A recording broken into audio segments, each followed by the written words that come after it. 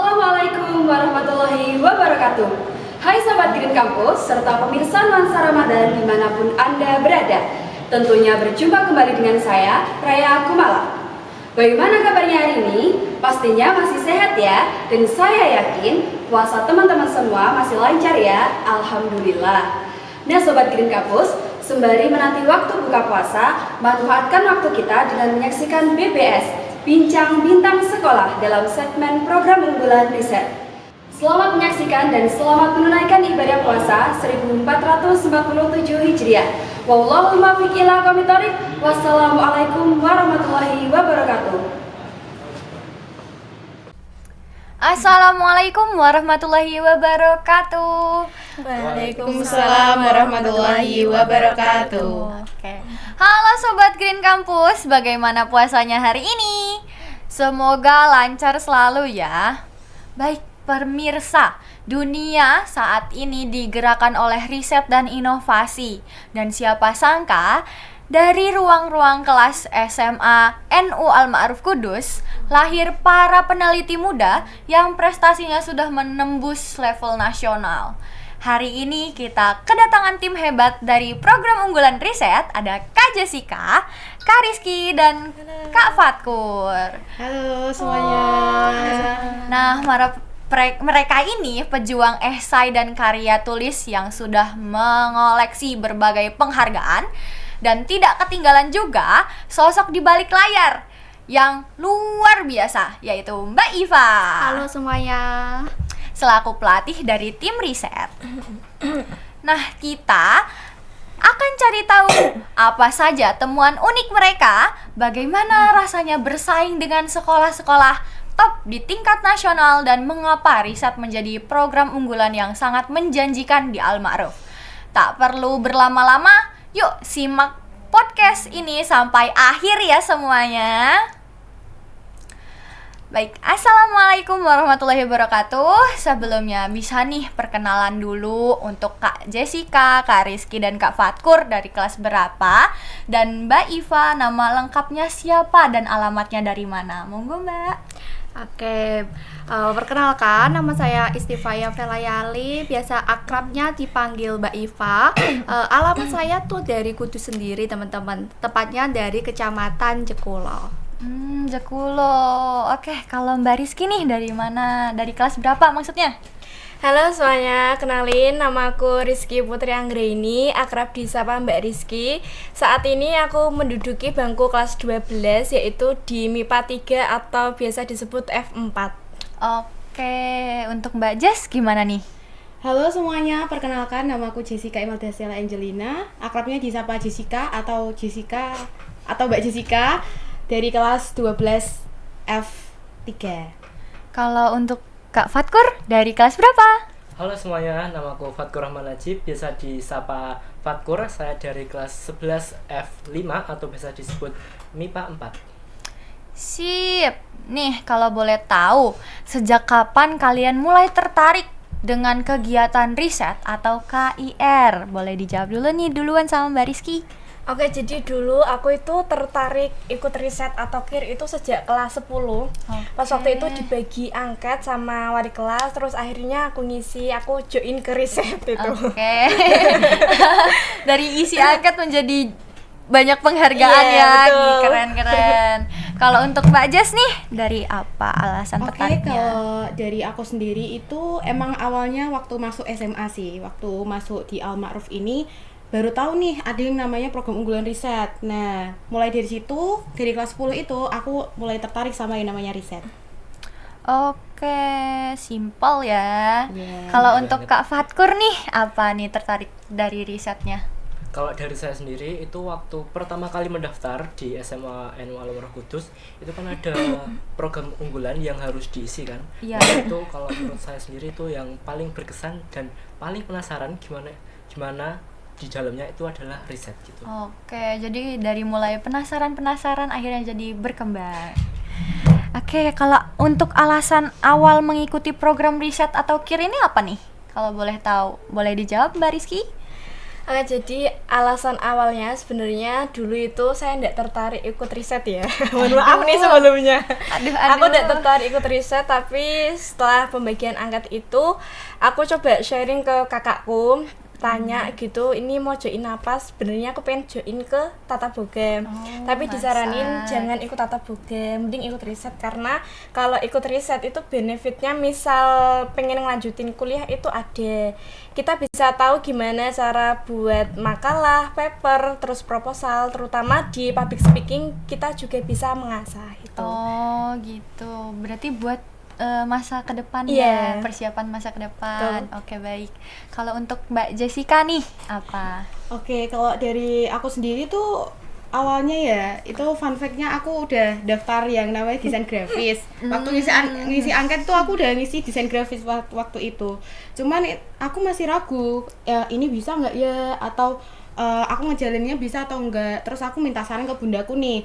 Terus kata bundaku lebih ada manfaatnya itu ikut riset. Jadi aku ikutlah riset itu, berawal dari saran dari bundaku sendiri. Oke, mengikuti kata orang tua. betul. Baik, boleh. Kalau untuk Kak Fatkur, alasannya apa nih ikut riset? Kalau dari saya sendiri itu karena saya juga suka film kayak action atau film fiksi ilmiah, itu kan ada kayak dari ilmuannya meneliti fenomena atau meneliti suatu kejadian. Nah dari situ saya tertarik ikut riset nih.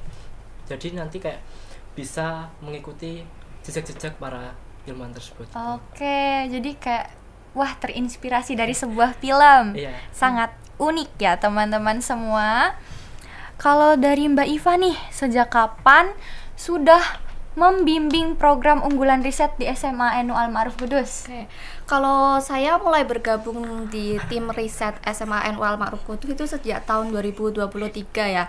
Jadi terhitung sampai sekarang itu kurang lebih 3 tahun bergabung dalam program riset ini. Sudah lama ternyata ya, sudah 3 tahun lalu. Sangat tidak terasa teman-teman. Lanjut, apakah program ini terbuka untuk semua murid, termasuk yang belum pernah sama sekali mengikuti lomba? Tentu saja program ini terbuka bagi siapapun ya. Jadi meskipun belum ada basic, belum ada pengalaman lomba, silahkan gabung saja di kelas riset. Kemudian dari sana kita akan belajar dari nol, belajar membedah ide, kemudian bagaimana menuliskan ide itu menjadi suatu rancangan karya ilmiah yang layak untuk kita lombakan gitu. Oke, jadi teman-teman ini bisa nih yang memang belum paham apa-apa ikut riset gitu ya. Nah, menurut kakak-kakak sekalian, bagaimana kegiatan riset itu? Apakah sulit atau justru menyenangkan? Boleh dijawab nih Mbak Rizky pertama. Jadi kalau di riset itu kalau dibilang sulit atau mudah itu sedang ya menurutku ya. Oh, Nggak sedang terlalu ya. sulit, nggak terlalu mudah. 50-50 Iya, jadinya. Iya betul, karena ketika kita bilang sulit itu nggak terlalu. Tuh, karena setiap riset, ketika kita ikut riset itu kan berproses dulu. Jadi mungkin di awal ngerasa kayak aduh kok nggak bisa ya kayak gitu. Tapi setelah kita nanti ketemu partner atau ketemu pembina, pelatih ini Iya. pastinya pasti bisa nanti. Tapi Oke. lebih banyak serunya sih. Oke, gitu. lebih banyak serunya Iya, ya. lebih banyak seru. Jadi kayak penghilang stres nih. betul. Oke, kalau untuk Mbak Ja sendiri nih apa nih? Apakah sulit? Apakah menyenangkan? Kalau dari saya sendiri itu di sisi lain sulit, di sisi lain juga menyenangkan. Karena kan dalam sebuah penelitian kan pasti ada yang namanya proses. Nah, setiap proses itu kan nggak mungkin gampang dan pasti ada tantangan yang harus dilewati. Nah, waktu berproses itu memang sulit, tapi ketika kita mendapatkan hasil yang maksimal itu baru menyenangkan. Jadi di situ di riset itu nggak cuma dapat sulitnya aja, tapi kita juga dapat senangnya juga kok. Gitu. Oke, siap. Nah, yang terakhir nih untuk Kak Fatkur, apakah sulit atau menyenangkan nih untuk ikut riset?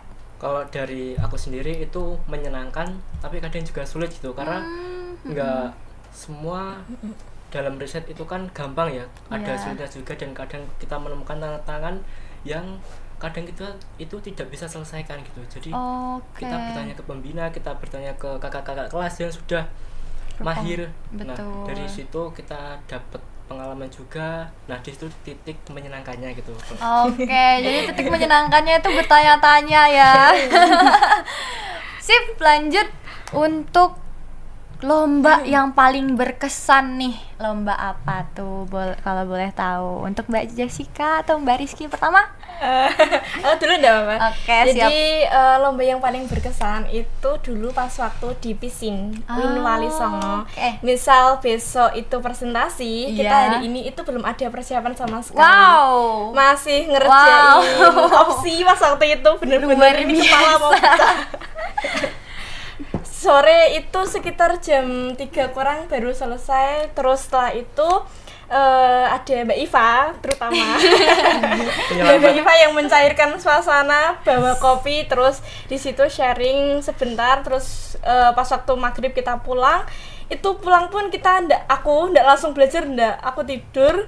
Aku belajar itu paginya. Hamil beberapa jam presentasi. Wow, sangat luar biasa itu persiapannya. Iya betul.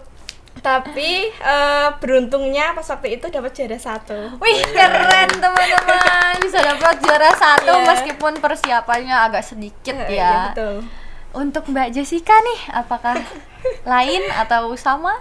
Kalau dari aku sendiri itu sama kayak Rizky ya, karena waktu itu kita Oke. berdua itu setim. Oh. Jadi dalam menghadapi segala rintangannya itu sama Rizky waktu itu.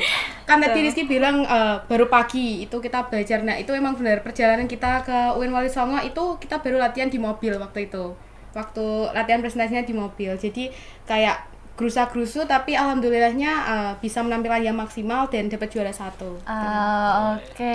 Ternyata di sini ada tim duo teman-teman.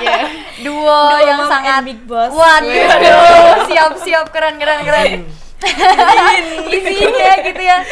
Oke, kalau untuk Kak Fatkur sendiri apakah berbeda?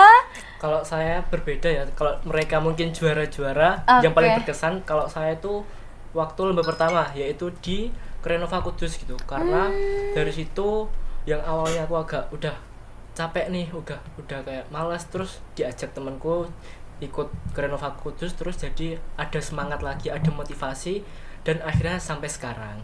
Oke, kalau boleh tahu judulnya apa nih? Kan belum ada titik-titik tentang apa sih judulnya gitu.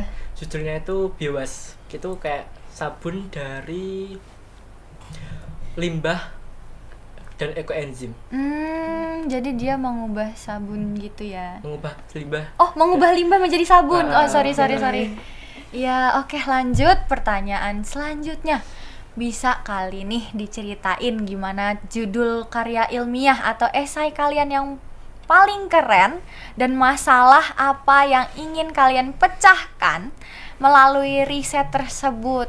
Boleh nih Mbak Rizky duluan. Jadi ada inovasi dulu itu implementasi teknologi IoT pada budidaya rumput laut. Di situ itu pakai sistem namanya IMTA, Integrated Multi Tropic Aquaculture ya. Di situ untuk budidaya rumput laut, terus bisa dipantau dari jarak jauh menggunakan IoT secara real time itu. Oke, untuk Mbak Jessica sendiri nih bagaimana? Nah kalau dari saya sendiri itu sama, karena kita emang setim ya. Aduh, iya Itu bisa duo. dipisahkan. Aduh, Iya, mohon maaf ya, berdua. saya Itu lupa namanya ternyata Inta. ada duo Inta di itu sini. paling keren karena itu inovasi yang menurutku baru lah bagi aku, karena Inta itu sistem yang budidaya rumput laut itu di dalamnya nggak cuma budidaya rumput laut, tapi bisa berbagai spesies-spesies lain gitu. Terus itu juga kita kan menggunakan teknologi juga, ada IoT, terus kita juga pakai rekomendasi AI juga, dan itu benar-benar kan tujuannya bagi kita tujuannya itu buat ketahanan pangan Indonesia, karena kita kan ada yang namanya Indonesia Emas 2045. Nah, Betul. salah satu yang pengen kita capai itu kan ketahanan pangan. Nah, kita menginovasikan itu, kita menggagas yang namanya IMTA untuk mengatasi dan mencapai ketahanan pangan buat Indonesia Emas 2045 itu tadi. Oke, sangat keren ternyata dua ini ya. Baik, untuk Kak Fatkur nih bagaimana? Kalau dari saya sendiri, selama saya mengikuti lomba dari kelas 10 sampai sekarang, itu yang paling berkesan itu Think Fly. Itu adalah sebuah game atau platform gitu, nah, yang bertujuan untuk mengembangkan computational thinking siswa SD. Nah, kenapa berkesan? Karena selama ini saya sendiri tuh kan menulis esai itu selalu berkaitan dengan IoT. Nah, kali ini itu kayak sangat-sangat berbeda, dimana kita mendesain sendiri dari awal hingga akhir game itu gitu. Oh, ternyata game ya, Iya. sangat berbeda ternyata, baik-baik, sangat luar biasa. Untuk Kak Rizky dan Kak Jessica, kalian sudah sering kan nih ikut lomba, apalagi yang nasional. Bagaimana sih rasanya berdiri di panggung presentasi di depan para juri, dosen, dan profesor atau ahli nih? Apa tantangan terbesarnya nih kalau boleh tahu? Kalau boleh jawab Mbak Jessica dulu nih kayaknya. Oke, kalau dari aku sendiri ya, rasanya itu awalnya memang nervous karena apalagi yang di depan kita kan bukan orang sembarangan, orang-orang yang tentunya sudah ahli di bidangnya, apalagi kayak dosen, profesor seperti itu. Cuman setelah berbagai perlombaan itu, aku jadi terbiasa nih, udah tahu bagaimana mengendalikan panggung lah ibaratnya gitu. Oke. Terus untuk tantangan terbesarnya itu ketika sesi tanya jawab. Jadi gimana kita bisa ngejelasin nih ke para ahli-ahlinya tentang inovasi kita, bagaimana kita seberapa tahu kita tentang inovasi kita gitu. Itu tantangan terbesar buat ketika presentasi itu. Oke, Gitu. untuk Kak Rizky sendiri nih, apa tantangan terbesarnya? Kalau tantangan terbesar itu pas waktu misal kita mau maju tapi tiba-tiba ngeblank itu. Betul. Karena dulu itu ada apa ya namanya, pas waktu itu kan aku ikut event offline itu sama Jessica presentasi di luar Kudus tim ya, asli. duo. di luar Kudus itu dulu di Upgri Semarang sama di Salatiga. Itu kan presentasinya itu kita dihampiri oleh juri, kita ditanya, jadi kita sharing tapi enak pas waktu itu karena tidak terlalu formal.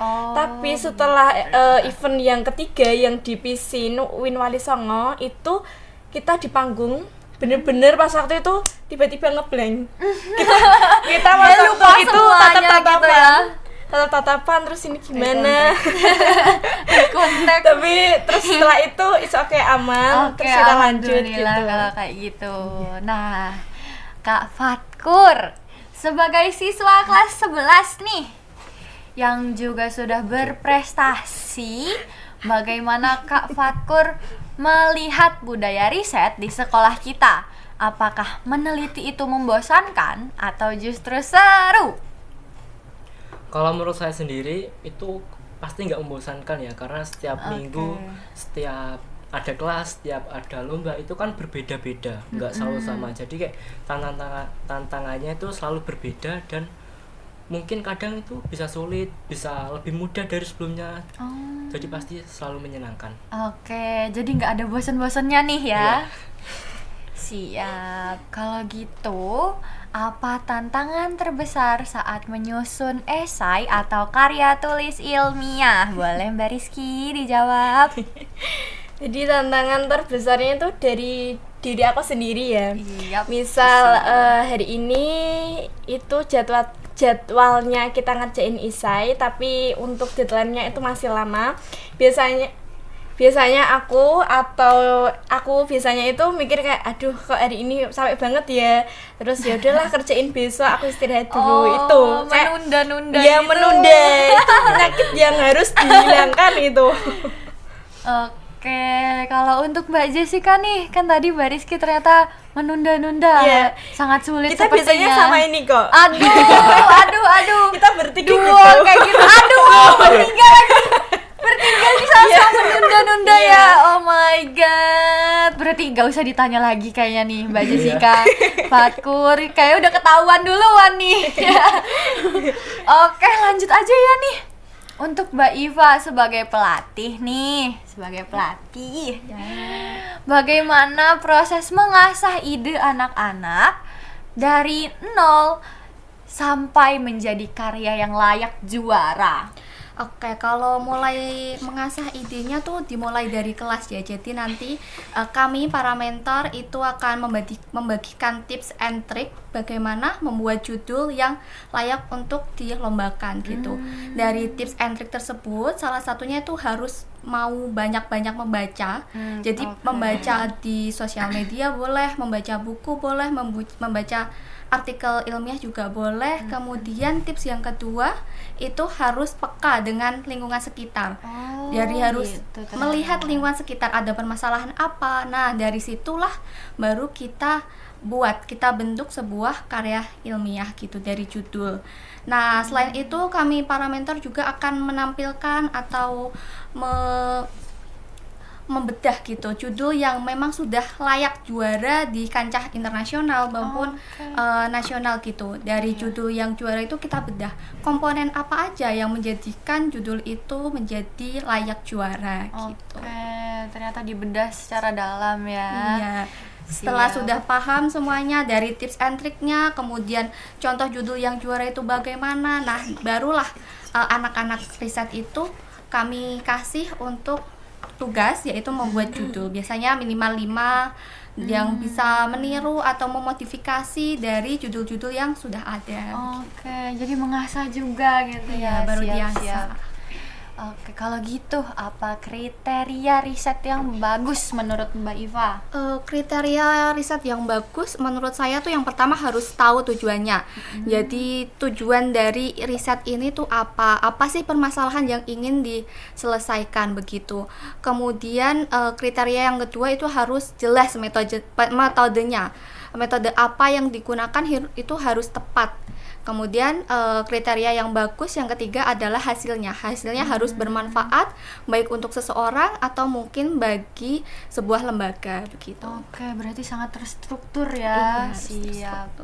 Oke, kalau boleh tahu nih Mbak Iva, di antara yang ada di sini nih 3 orang ini, siapa sih yang paling susah banget disuruh revisian, terus yang sering banget ngilang-ngilangan, gak tahu kemana deh tuh, pura-pura slow respon mungkin, pura-pura offline gitu. Berapa ini? Boleh spill semuanya. Terbongkar semua. Terbongkar semua di sini. Tiga-tiganya kadang ngilang semua ini. Aduh. Sudah tadi Ngilangnya pas Baik itu. kapan ini? pas udah deadline itu kita udah pusing-pusing kok tiba-tiba kadang Mereka suruh revisian ngilang gitu. Udah deket deadline gitu ya ngilangnya, Masya Allah. Tapi sebenarnya tuh nggak ngilang yang ngilang banget, tapi mungkin memang ada kelas atau apa, jadi belum bisa ketemu, kita kan harus ada revisian gitu, jadi belum bisa dihubungin gitu. Tapi itu selain kita belajar secara teoritis gitu ya, jadi biar mereka tuh nggak ngilang, meskipun ngilang tapi penting targetnya tuh tercapai gitu. Jadi kita kasih bagaimana sih manajemen waktu yang bagus gitu. Jadi dikasih saran juga gitu ya. Oke, baik teman-teman, ternyata dari 3 tim hebat, dari 3 orang di sini tim hebat ada yang ngilang. Aduh, nggak apa-apa lah, wajar, nggak apa-apa. Lanjut, kita pertanyaan selanjutnya untuk kakak-kakak nih. Pernah tidak kalian merasa mentok banget saat mencari data atau eksperimennya gagal? Boleh dijawab Kak Rizky? Oke, kalau mencari data itu dulu pas waktu opsi ya. Pas waktu itu ngolah data benar-benar pusing, apalagi pas waktu itu opsi itu bukan saintek, aku ikutnya itu sosial humaniora. Dan saat itu benar-benar first time nyoba yang IPS. Tapi untungnya pas waktu itu alhamdulillah ada Mbak Iva. Mbak Iva ada Mbak Iva maksudnya yang Justice bantu jadi ya. penyelamat kita. Itu. Jadi tanpa bantuannya Mbak Iva dulu mungkin nggak bisa. Tapi ada bantuan dari pembina juga. Oke, kalau untuk Mbak Jess, bagaimana Mbak Jess? Kalau saya sendiri ya pasti pernah, karena sebuah penelitian ya pasti ada tuh yang namanya kita mentok nih, nggak tahu datanya dari mana, terus ada pasti eksperimen gagal. Nah, itu bagaimana kita tidak pantang menyerah, terus sering bimbingan juga sama pembina juga sama Mbak Iva tentunya itu bisa mengatasi hal tersebut sih gitu. Oke, baik. Kalau untuk Kak Fatkur nih, apa nih?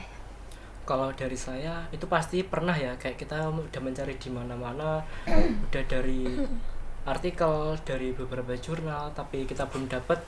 Tapi kita harus ingat kalau di riset di sini itu ada pembina gitu, jadi kita bisa minta bantuan ke pembina. Minta tolong gitu ya. Ini Oke, step by stepnya siap. gimana Oke, gitu. baik. Nah, seperti itu. Ternyata minta tolong, ujung-ujungnya pasti minta tolong gitu ya. Oke. Lanjut.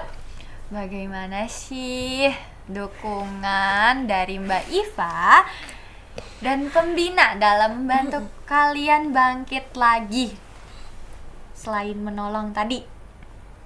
Boleh nih, Kak Rizky?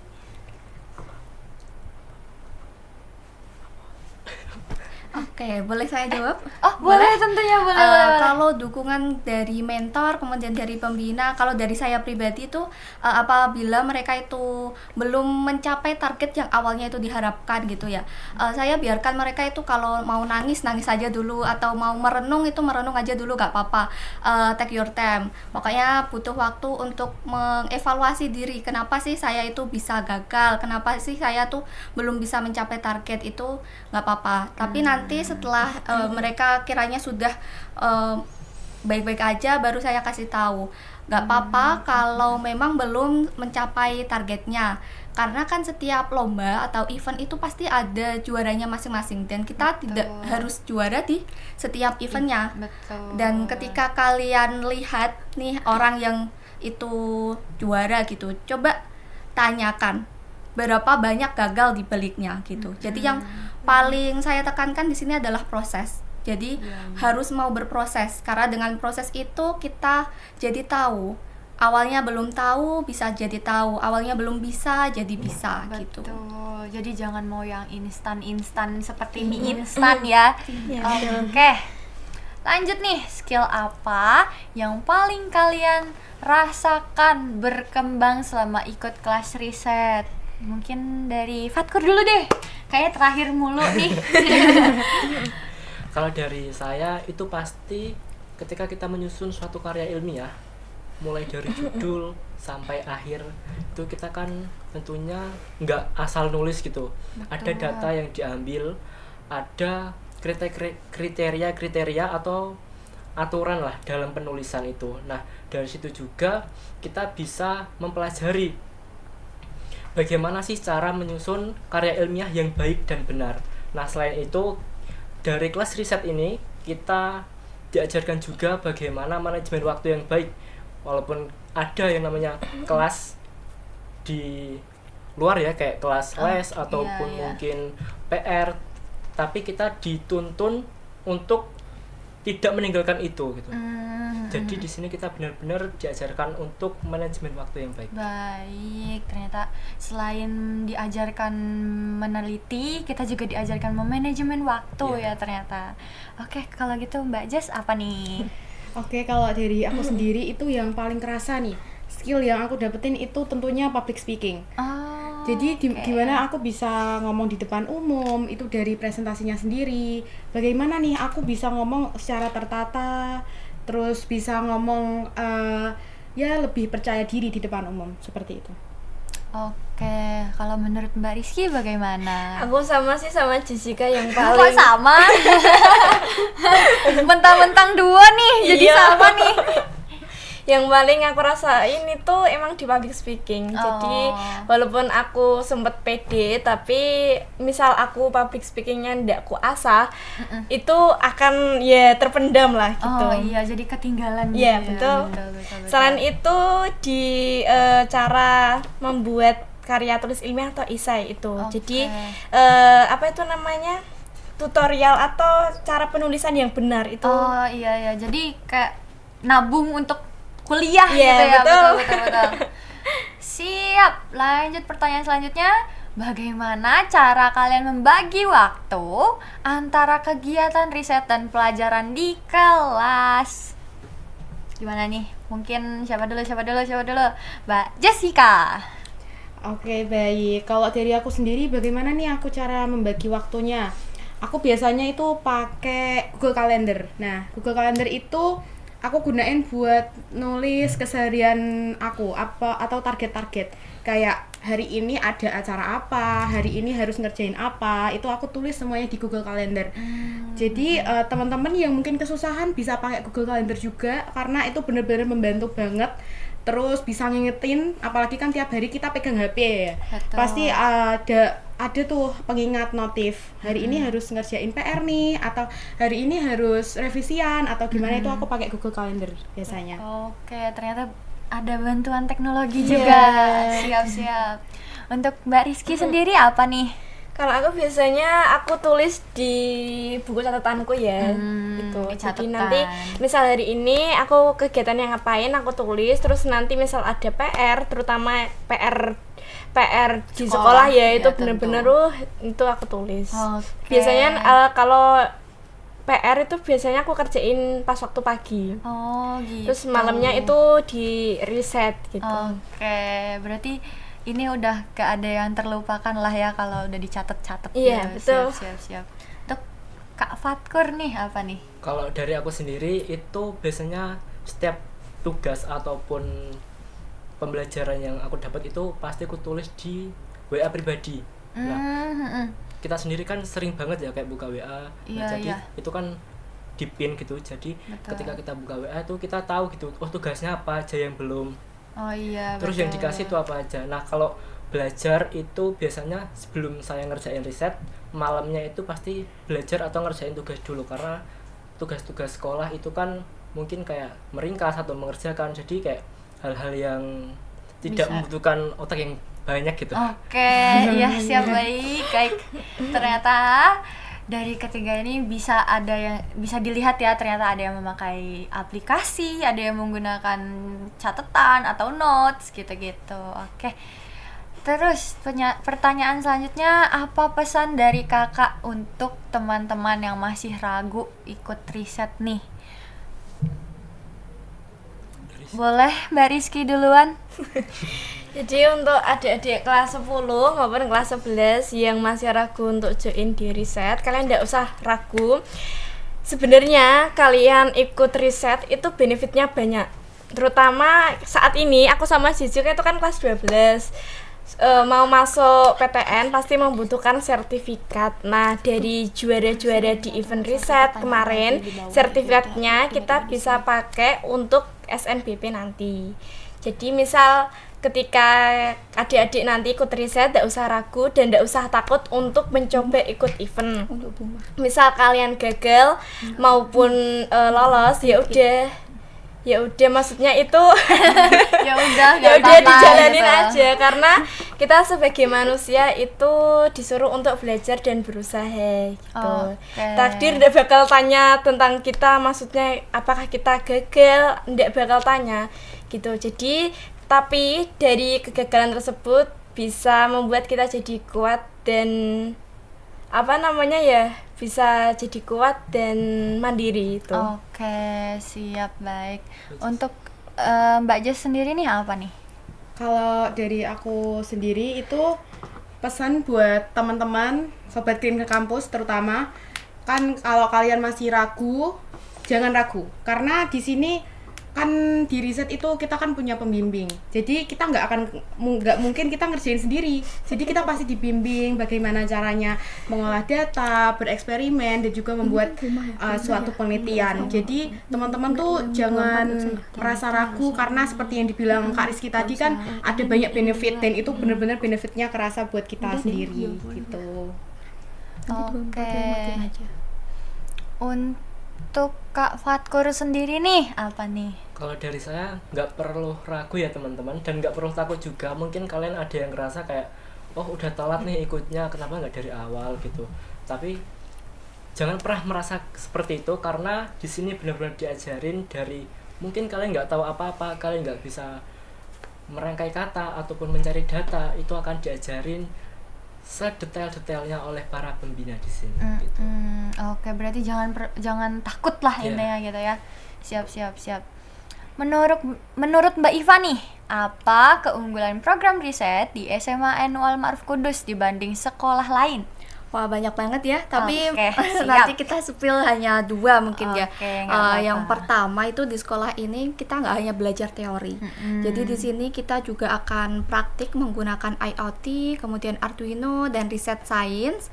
Jadi kita benar-benar mengimplementasikan bagaimana sih riset sains kemudian teknologi ini dikembangkan dan diimplementasikan di dunia nyata. Kemudian yang kedua tentunya dari cerita teman-teman tadi ada pendampingan yang intensif dari para pembina dan juga mentor di SMA NU Al Ma'ruf ini. Oke. Kemudian yang ketiga itu di sekolah ini juga bakal difasilitasi bagi hasil karya teman-teman yang memang layak untuk kita lombakan, maka akan difasilitasi untuk mengikuti berbagai event baik kancah nasional maupun internasional gitu. Baik, sangat luar biasa ternyata teman-teman. Selanjutnya menurut Mbak Iva nih, perubahan apa yang paling terlihat pada murid setelah aktif riset? Oke, banyak banget ya, karena di sini kita belajar dari hard skill, kemudian soft skillnya juga kita asah. Tapi yang paling terlihat tuh adalah kemampuan mereka untuk berkolaborasi. Jadi karena biasanya riset ini adalah secara kelompok, jadi mereka tahu bagaimana cara bekerja sama dalam tim, kemudian berkolaborasi. Selain itu juga kemampuan public speakingnya tentunya meningkat karena terus-terusan kita asah, apalagi ketika mau tampil untuk lomba presentasi di para ahli, para profesor, para dosen gitu. Tentunya bagaimana kita menyampaikan ide dan gagasan kita dengan terstruktur, dengan baik, itu kita asah di sini gitu. Oke. Nah, untuk kakak-kakak nih, bisa bagi tips gak sih buat para pemirsa di rumah nih, gimana caranya bisa tampil percaya diri saat presentasi atau menjelaskan penelitian di depan banyak orang? Boleh nih Mbak Rizky dulu. Jadi untuk tampil di depan banyak orang, percaya diri, itu pertama kuncinya itu kalian yakin aja, yakin, terus gak usah minder. Kalian nggak usah mikir misal aduh nanti kalau digini-giniin gimana ya, nggak usah mikir. Kan yang punya inovasi itu kalian. Misal kalian presentasi di depan banyak orang, terutama di depan profesor atau dosen, anggaplah inovasi kalian ini belum diketahui oleh profesor atau dosen tersebut, sehingga kalian harus menjelaskannya dengan sedetail mungkin. Dan misal kalian masih gugup, tips dari aku, kalian bisa baca Alam Nasroh 3 kali. Terus sama Robis Rohli. Amalan. Iya betul, itu amalan jalur langit. Tapi betul. sebelumnya kalau misal kalian presentasinya itu pagi atau siang, misal subuh, kalian bisa sholat qobliyah subuh sama sholat hajat itu yang biasanya aku lakuin ya. Iya, siap. Wah, ternyata amalannya sangat luar biasa. Untuk Mbak Aja sendiri apa nih tipsnya? Kalau dari saya sendiri itu yang paling penting itu kalian ngerti sama inovasi kalian. Jadi kalian tahu nih apa nih kelebihannya, kekurangannya, dan bagaimana inovasi ini dapat berguna bagi masyarakat itu nanti. Dan tentunya dari situ kita tuh bisa paham, nggak gugup lagi. Kita ketika dosen ataupun juri mau tanya, kita bisa langsung menjawab. Jadi yang penting itu kita yakin. Dan seperti yang Kak Rizky tadi bilang, jangan takut di ini emang benar. Karena yang tahu inovasi itu kita sendiri. Jadi anggaplah yang di depan kita itu nggak tahu apa-apa. Jadi kita tinggal menjelaskan secara detail, dan nanti juga kita bisa mengerti itu nanti. Terus yang terakhir itu benar, tentunya ada yang namanya jalur langit, yaitu doa. Tentunya kita ketika kita mau masuk ruang presentasi nih, terutama kita harus berdoa gitu. Jalur langit kuncinya. Pasti bisa menenangkan hati kalau bisa berdoa. Untuk Kak Fatkur sendiri tipsnya apa nih? Selain disebutkan dari Kak Jessica dan Kak Rizky, tambahan dari saya itu mungkin banyak berlatih ya. Terutama berlatih dengan pembimbing, pembina juga, dan pastinya itu akan dikasih pertanyaan-pertanyaan yang mungkin itu serupa dengan para juri yang akan menanyakan. Jadi Oke. jadi sebelum kalian lomba atau sebelum kalian presentasi itu banyak berlatih aja kalau menurut saya. Oke, ternyata selain jalur langit kita harus berusaha juga ya. Oke, betul. Oke, pertanyaan selanjutnya. Apa harapan Mbak Iva untuk program unggulan riset di SMA NU Al-Ma'ruf Kudus ke depannya? Oke, harapannya tentunya program ini tuh bisa menjadi wadah bagi siswa untuk berkreasi, kemudian untuk menuangkan ide-idenya, serta mampu berkontribusi bagi masa depan nanti. Oke. Baik pemirsa, sangat luar biasa ternyata ya. Penelitian itu bukan hanya soal angka atau semacamnya, tapi soal kepedulian pada masalah di sekitar kita. Dan Kak Jessica, Kak Rizky, dan Kak Fatkur telah membuktikan bahwa siswa SMA NU Al-Ma'ruf Kudus adalah generasi yang tidak hanya pintar menghafal, tapi pintar mencari solusi. Oke Mbak Iva, apa sih pesan untuk orang tua yang anaknya mungkin punya rasa ingin tahu tinggi mengapa SMA NU Al-Ma'ruf adalah tempat terbaik untuk mengembangkan bakat riset mereka nih? Boleh tahu. Mengapa sih di sekolah ini SMA NU Al-Ma'ruf ini menjadi salah satu tempat yang cocok untuk mengembangkan bakat riset anak-anak ibu dan bapak ya, karena di sini kita akan membina mereka, akan menuntun mereka, membimbing mereka yang mungkin sudah memiliki basic rasa ingin tahu yang tinggi untuk mengarahkannya menjadi suatu karya yang dapat dilombakan, kemudian menjadi suatu juara yang juara di antara sekolah-sekolah favorit lainnya, sehingga dari bekal ini nanti dapat digunakan untuk mendaftar ke perguruan tinggi nantinya. Oke, baik. Nah, kita sudah sampai di pertanyaan terakhir ya nih. Closing statement dari kakak-kakak nih. Satu kalimat untuk calon murid baru di SMA NU Al-Ma'ruf. Kenapa sih ikut riset itu keren? Karena di sini kalian akan difasilitasi baik dari pembina ataupun pendanaan dari penelitian kalian itu akan difasilitasi semua, dan kalian akan mendapatkan uang jajan juga ketika keluar ya. Oke. Apakah ada suatu ajakan lain gitu atau penyemangat? Ada.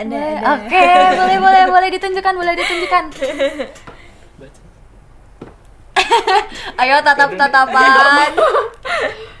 Kenapa riset itu keren? Karena meneliti itu seru. Baik, sangat luar biasa ternyata teman-teman. Meneliti itu bukan hanya soal angka dan laboratorium, tapi soal kepedulian pada masalah di sekitar kita. Kak Jessica, Kak Rizky, dan Kak Fatkur telah membuktikan bahwa siswa SMA NU Al-Ma'ruf Kudus adalah generasi yang tidak hanya pintar menghafal, tapi pintar mencari solusi. Bagi Bapak Ibu yang ingin putra-putrinya memiliki kemampuan berpikir logis, kritis, dan berprestasi di tingkat nasional melalui jalur karya tulis ilmiah, SMA NU Al-Ma'ruf Kudus adalah pilihan yang paling tepat. Pendaftaran SPMB 2026 sampai 2027 sudah dibuka. Mari bergabung bersama para peneliti muda dan ukir prestasimu di sini. Saya Amaura Muhammad Turmuzi pamit undur diri. Selamat menunaikan ibadah puasa 1447 Hijriah. Teruslah meneliti, teruslah berinovasi. Wassalamualaikum warahmatullahi wabarakatuh. Waalaikumsalam warahmatullahi wabarakatuh. Assalamualaikum warahmatullahi wabarakatuh. Para pemirsa setia Nuansa Ramadan SMA NU Al-Ma'ruf Kudus dimanapun Anda berada, semoga kita senantiasa diberi kekuatan, diberi kesehatan sehingga dapat melaksanakan puasa bulan Ramadan tahun 1447 Hijriah dengan lancar, dengan hikmat, dengan khusyuk. Tidak ada halangan. Sembari menunggu waktu berbuka, mari kita simak, kita gali ilmu yang akan disampaikan oleh beliau Romo Kiai Haji Bahauddin Nur Salim. Para pemirsa yang dirahmati Allah, kami ucapkan selamat menyimak, selamat mendengarkan. Dari saya, wassalamualaikum warahmatullahi wabarakatuh. Kalau mau jadi tentang pangeran, pokoknya terutama itu masalah fikihnya ya. Saya ulang lagi, saya ngaji di mana-mana itu terutama masalah fikihnya, karena masalah fikih itu saya ini mulai hilang. Mengenai kalau suwon yang seneng-seneng kalau meskipun buatan sakit maca kitab ya maca terjemahan takrib atau terjemahan Islam nopo. Saya fikih kudu mateng. Bejo kaya kiai-kiai teng kota, kiai-kiai sing terkenal bakasane Islam budaya sampai Islam kultural, sedito Islam formal, sunnah Rasul tapi fikih-fikih sunnah Rasul sing piye gak tau dipikir muni sunnah nopo. Rasul kamu tandai salah satu sikap. Pak Mustafa urun cingkrang tok, mesti tok urun apa tok. Sing marat iku malah urun fikir tok, kok nabi ku fikir dadi sunnah Rasul iku. Dari saya jadi tinangannya. Kau kok nifati Nabi Fakir tok itu dosa. Betul ada hadis ahyini miskinan wa amitni miskinan. Tapi wasofahu wa ta'ala bi annahu wa wajada alam yajidka yatiman fa wa wajadaka dolan fahada wa wajadaka ailan fatuna. Mana ngaji ben hatam. Saiki sifatnya Allah tentang Nabi itu kan tahu Nabi itu tidak ngerti ngaji yang jenenge pertama jadi Nabi. Kemudian Allah dawuh fahada, kemudian diberi petunjuk, maknanya dipandu jadi orang top, orang pintar. Kemudian Nabi diantara sifatnya Allah kepada Nabi adalah Muhammad, saya menemukan kamu dalam keadaan ailan, orang yang susah. Fa'alna, kemudian aku nyugano kowe. Saiki Allah nyugano Nabi kok maknanya kasil surga apa kasil neraka? Kasil surga. Itu masalah bagi kita, makanya dari Imam Ghazali kabeh iku hulat itu berlebihan. Wong tasawuf menyifati Nabi fakir. Jadi wong politik, Nabi itu pemimpin pan Arabik. Sehingga setelah Nabi kuat itu bikin negara apa? Madinah. Terus ada piagam apa? Madinah. Di situ Nabi menerima pluralisme. Wah, soal yang ngomong tuh di sini. Oh, yang gede-gede itu akeh, yang mantu-mantu akeh, yang gede-gede itu gawo. Maksudnya Nabi kok jadi ngono piye? Acara bapak ada bapak nak ngendikan dulu aku gitu. Nak dengan pengajian bisa temu balik malah bingung. Masalah bingung gawe, bingung apa? Ngomong dok tindiku opo ae ngomong maksudnya. Kalau kan ya sering seminar mana delok ngruwon, kadang bingung. Jadi sing ngaji kitab sak foto-foto ora roh ngono iku Islam anyaran kok iso ngomong dok kono iku ilmune kundi wae. Aku janji mbek pangeran ya. Jadi kelirunya kita, semua kita, firqah apa saja, itu terlalu ora tahu sinau fikih. Gak sinau fikih, terus sinau sejarah. Akhirnya mengintervensi satu figur, itu terserah sing nulis. Nabi kok disifati presiden pan Arabik, terus menerima pluralisme ning Medina. Ora mungkin, khusus Mekah Medina itu ana ayat innamal musyrikuuna najasun fala yaqrabul masjidal haram ba'da amihim. Jadi ini mungkin terus doa tentang hadis niki. Pun sampean saiki hitung satu-satu. Kata Imam Ghazali, fikir itu baik karena meringankan hisab. Tapi problemnya adalah Allah kadung wajibno zakat. Zakat itu ya kira-kira saya kebayang misalnya kalau bolak-balik matur misalnya isruna miskolan 20 miskol sama dengan itu 40 sekitar 85 gram gitu 85 gram misalnya digawe ikhtiar 80 gram 80 gram kalau 1 gramnya 500.000 kan berarti 40 juta. Jadi orang kalau punya harta nilainya 40 juta dalam perdagangan atau dalam apa itu zakatnya minta rubul apa usyur 2,5% kira-kira berapa ini? Nah, Mustafa mana Pak? Orang saya tahu bro. Sangka 40 juta. 200 dari Mustafa 200. Pokoknya hitungnya gini loh. 10 patang pulau gitu. 4 juta. 4 juta itu seperempat ya. Hah? 1 juta aja ada mas. Masa? 1 jutanya 2/25. 25 kali 40. Kali 5 bisa. Buatan saya model Jawa Mustafa. Berapa mas? Ya berapa jadi ini? 25.000 kali 40. Nah, apa sih mas? Ayo 1 juta. Matematika Arab mulai gampang gak ngono. Pokoknya rubul usur itu 40 juta itu usur nose seperempat 10 40 ya. 4 juta. Barang 4 juta itu seperempatnya 1 juta. Mulai bahasa Arab mulai gampang. Pokoknya bahasa Arab misalnya 1 miliar itu kita mari matematika gampang. 1 miliar itu 10% berapa? 1 juta. Berarti seperempatnya 2 juta. Berarti per 1 miliar itu 25 juta. Lah anak 1 juta, ngono 1 juta itu 1/10 piro? 1.000. 1.000 seperempat piro? Kali 5. Lah bahasa Arab pun agak matematika bertahap ya kayak rubul usul. Kalau nanti ketemu pakar matematika, gara matematika cepat kuno. Kok dia ini gak porogapet, aku harus porogapet model Arab, matematika Arab. Di wong alim iso matematika cuman wiridan. Saya ulang lagi ya. Bahayanya kita mencintai satu ilmu yang kadang nuruti nafsu itu ngene.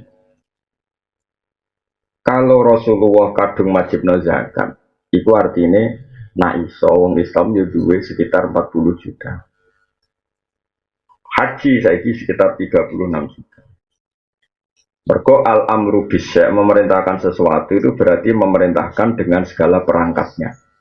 Jadi gue tak kon tuku sate misalnya atau tak kon tuku opo ning gone Giwangan berarti kamu punya kemampuan jalan ke Giwangan dengan segala perangkatnya misalnya pakai sepeda motor. Kalau disuruh haji berarti disuruh memiliki senilai haji. Disuruh zakat berarti disuruh memiliki senilai zakat. Disuruh sholat berarti disuruh wudu, disuruh nutupi aurat, disuruh berpakaian yang suci. Makanya kata Imam Ghazali semua itu tidak usah berlebihan. Fakta bahwa agama ini menyuruh mampu ya banyak karena kita disuruh zakat, disuruh haji. Fakta agama ini menyuruh ringannya hisab ya juga banyak sehingga ya dari riwayat Allah maaf ini miskinan wa ambil ini miskinan. Sehingga kita ini kata Imam Ghazali tidak usah hulak, tidak usah berlebihan. Kita ngomong fikih saja. Maksudnya ngomong fikih ya tadi. Sing wis kadung juga ya kita bicara zakat wajib haji. Sing wis kadung melarat ya sekali iso nambani awakmu dhewe mbok tambani mbek rido mbek kodok kotor mbok melarat turunan pokoke walhasil sementing kira disalahno perkara melarat aras-arasan iku wae sementing napa ora krana napa aras-arasan. Terus kata Imam Ghazali begini ditutup ini fatwanya sama sih ingat. Jika fatwa itu berdasar masing-masing maka fatwa itu filoyatil kubri banget elek ora terima elek tapi banget elek. Jadi ini penting kalau terangkan bahwa jarang yang terang lo tasawuf yang fikih. Ya jarang. Misalnya gini, api urip nang ngadepi pejabat. Nah cara tasawuf ya duwe pejabat tuh apik ono rine, apa meneh apik cara tasawuf. Tapi nak cara fikih gak gitu. Saiki nak pejabat diduwe kiai, kemudian mereka sama sekali tidak punya tradisi keislaman. Sama sekali tidak terbina oleh Islam. Kemudian bikin pelaturan-pelaturan sing rugeno Islam, sing dosa ya ulama, mereka sama sekali gak mau bina. Dia sama sekali gak mau apa? Bina. Seorang orang ayu rondo yang pojok desa, aku ditakoki Mustafa, kesapi piye? Aku nak sing takok Mustafa doi mari fitnah. Tapi misalnya wong soleh-soleh ngeduwi sing mariki wong nakal-nakal desa iku dadi daerah fase. Enak diduwi Mustafa kan tidak majelis taklim. Ya tapi misalnya aku mendingin parkir mus, dari mana Mustafa sepiro kok takon marki. Ini kan masalah fikih. Nah, makanya kan setiap satu kesalahan itu antara kita itu antara menjauhi karena untuk menjauhi fitnah dari kesalahan itu. Tapi di saat yang sama Rasulullah pesan saele-ele umatku ya bina piye umatku. Dan itu terus begitu Nabi dalam banyak hal. Sehingga biasanya ulama ya ngukur awaknya masing-masing. Ada yang punya nyali berteman ngomong fasik, YP umat Nabi butuh dibina. Ada yang milih aman menjauhi orang apa? Fasik. Dan itu kita harus ngomong terus sampai sebenarnya kesuwan oleh Allah Subhanahu wa Ta'ala. Nah, ini dari hadis-hadis ngoten Nabi ngeritik wong fasik yang tak ngamek. Tapi Nabi muji wong fasik yang tak ngamek. Mana muji memberi harapan, apa? Memberi harapan sampai Nabi ngendikan syafaati li ahlil kabair min ummati, justru syafaatku tak kena umatku sing dosa karena memberi harapan. Tapi Nabi nak ngeritik wong fasik entek ngamek adzulmu dzulumatun yaumal qiyamah. Fasik ku sampe anane kena peteng nang kiamat. Nak dene duwe apik dikekno sing dizalimi, nak eleke sing dizalimi dikekno dene supaya bangkrut ben kere. Jadi Nabi di saat yang sama ngeritik wong fasik supaya tobat, paham ya? Di saat yang sama juga memberi. Nah, fikih yang begini ini yang harus tertanam terus supaya nak mau hadis itu benar. Nah, terusannya begitu sama. Yuhibbuna dunya wa yansawna al-ukhra. Ibnu Khaldun nafsiri yuhibbuna dunya lid dunya. Nama yuhibbuna dunya lid dunya. Jadi yang dikritik Nabi adalah mencintai dunia ya karena dunia itu. Tapi kalau kita berebut negara supaya suasananya lebih Islami, ya tentu dengan aturan yang konstitusional ya. Yaitu tidak merebut dunia karena dunia. Misalnya kamu dia anak menjadi bupati, ben bantul suasananya Islam. Paling tidak ya lumayan lah bupati ini santri. Begitu juga ben jadi gubernur daripada dipimpin Cina santri-santri yang saatnya ben dipimpin santri. Paling tidak ada suasana apa?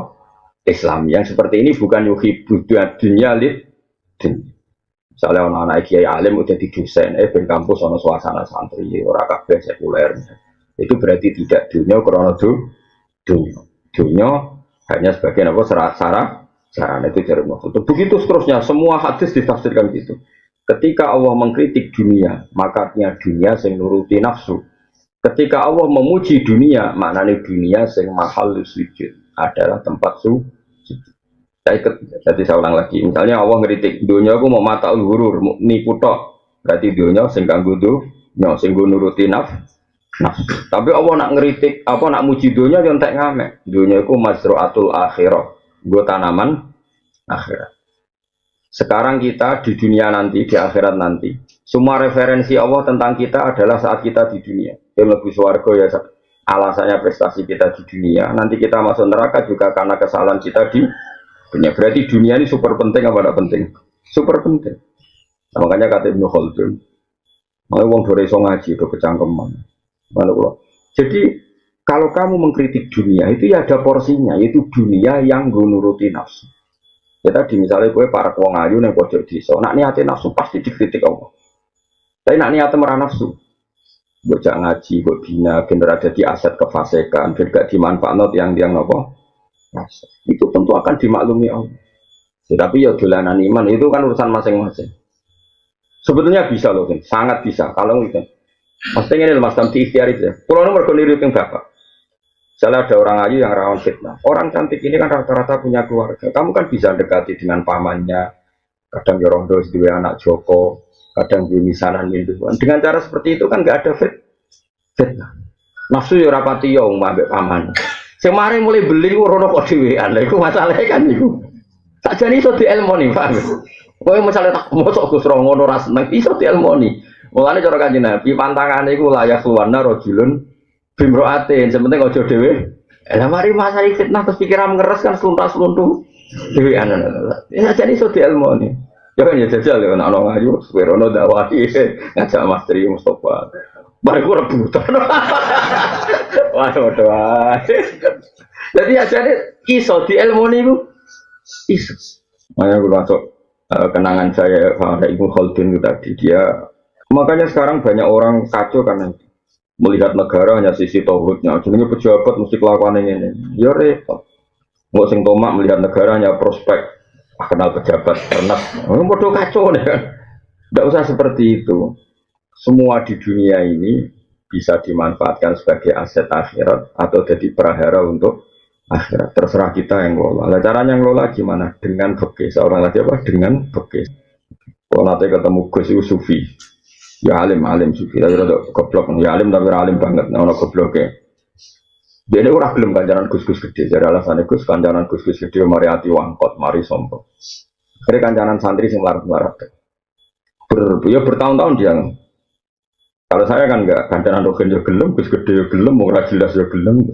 Wis pokoknya terserah takdir pangeran gelem, ana takdir pangeran. Singkat cerita, pernah tanya saya, Gus jenengan wong alim kancanan wong sugih yo gelem, Gus gede yo gelem, melarat gelem, alasannya. Dan aku kancanan melarat terus. Iku ayam. Tanya ngene. Kancanan wong ayu cobane syahwat, nah kancanan wong elek iku cobane ngenyek. Kancanan Gus gede cobane hasud, kancanan wong cilik cobane memperbudak. Sak rohku kowe mbek sing nderekno men ngongkon tuku rokok, ngongkon gekno kopi, padha wae kok Firaun ngongkon ngongkon. Jadi dunya kabeh coba, nak kancanan wong sak ngisormu iku potensi dosamu memperbudak. Nak kancanan sak dhuwurmu potensine nak ra hasud tomak, ya iku tok pilihane. Nak kancanan podo-podo, podo ra jelas mau ora. Jadi urip kancanan sugih ra rawan tomak utawa hasud. Pilihane loro tok. Nak akrab tomak, nak gedeng hasud. Kancanan wong cilik terus pikirane. Misalnya kowe saleh lah kancanan wong cilik, kita kon jaga WC, kon jaga gudang. Mesti pikiran pertama iku sing ngenyek. Lah kan gak mungkin. Iki tanggo mitra dagang, nggo investasi. Dia kan gak mungkin garan larat kok bayangno. Apa mitra? Pikiran. Jajal mesti ketemu suga-suga, mesti wong iku di gudang. Pak kalau butuh pekerjaan mesti ide ini gudang, gudang tak kon jaga gudang apa jaga WC. Kan gak mungkin potongan kue apa jadi direktur pemasaran. Wah ini gak mayono kan. Artinya manusia itu, nah terus masa terus tobat. Berarti kalau dosa, sekarang dosa. Karena nggak difeki tadi dia hanya takut hisab, kemudian gue lihat kan banyak kiai sekarang yang kancanan melarat toh, aku naik LSM urusan kancanan melarat, namanya dia enak iso dikelola. Terdaran suka berjuang sebuah tahun ini lah, ya tentu oknum. Ini tidak boleh, fikih seperti itu tidak boleh. KB itu ada fikihnya, ada apa? Likuli makomen rijal, likuli rijalin makom. Ada fikihnya, ada proporsinya. Misalnya di kancanan wong ayu tadi, potensi dosanya tentu syahwat. Sahabat itu dosa, tapi kancanan wong elek. Cawe do elek keriting untune metu. Ya kok tekan ya dosa kowe kancananmu niat kan ngenyek. Saiki dosane ngenyek mek sahabat itu cara ditimbang. Oh dhuwur ngenyek kan. Terus ngono kancanan wong ayu, aku ora gawe ajaran ngono. Maksudnya padha wae ngono lho. Bocah kok senengane kok ngono. Maksudnya ben wong sing kancanan wong elek tok iku ya tobat tenan. Misalnya aku kancanan wong elek Gus gak sahabat. Terus coba hatinya itu rekam kandhane celek iku. Aku kancanan celek benda sahabat sing doyan wong ngono sapa. Terus direkam kandhane sing mbok kancani. Kira-kira protes to ora? Protes to. Protes. Wah, semane jebule ngancani aku perkara ngono kan ya gitu. Nah, makanya Imam Ghazali ngendikan jangan seperti itu. Sampai kalau nggak percaya nanti lihat di juz 2 kalau di Ihya saya, cetakan saya di juz 2 bab Kitab Akhlaqin Nubuwah. Di situ Imam Ghazali dikata Nabi yang mendakwa yuk wong suga, wong larat, wong ayu, wong elek, rojo, rakyat semua didakwai Nabi. Tidak membedakan. Karena kalau dakwai wong suga tok sakit sing melarat, dakwai wong melarat tok wong suga ya butuh hidayah, wong ayu ya butuh hidayah, wong elek ya butuh.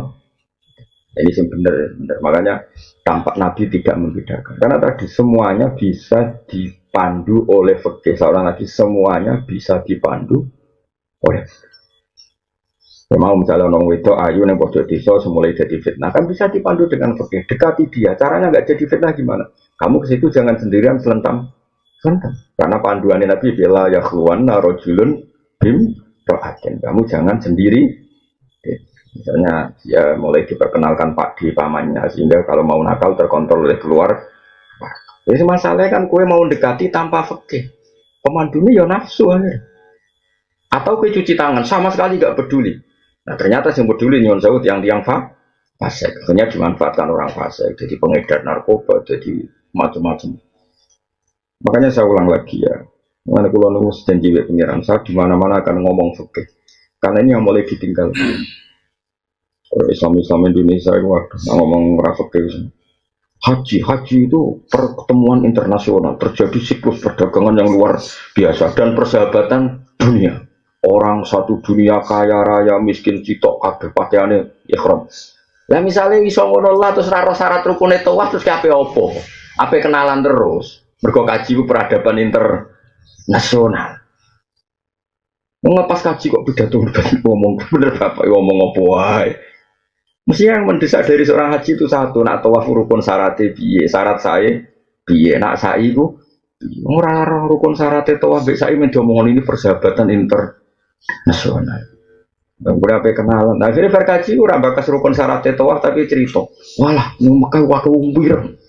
Waktu putih, sak dunia tumpuk kok. Terus kenangan kaji kok ngono ku piye dul. Ini kadang ya kiai Mas. Wa inna lillahi wa inna ilaihi raji'un. Ya sebenarnya diulang itu yang pokok-pokok dulu. Mikot itu apa? Terus tawaf itu apa? Syarat sahnya itu piye? Terus bakas kesunatan, kesuwen. Sunat itu ora mesti kesampaian apa? Sing pokok-pokok sih. Nah, sekarang mulai Islam tuh mulai gitu. Orang langsung gede-gede tapi melupakan sing pokok. Itu sanggainya. Kalau bolak-balik suami tiang pada haji, kalau dongakno kaji, kalau mabrur ini tak takut. Wah, buatan buatan sakit. Ganjaran pun nanti sinau haji dereng, sinaurian. Kalian kiai berikut ini ada sampai saya tongkol ini sampai saja. Kau dongakno dekne kaji mabrur, kau uang apa numpak sepeda motor rapati iso. Kalau dongakno selamat, mungkin kalau dongakno uang numpak sepeda motor rapati iso, kau bakal selamat. Jadi selamat itu sausai iso numpak sepeda motor lagi dongakno. Selamat tuh numpak rapati iso kok dongakno.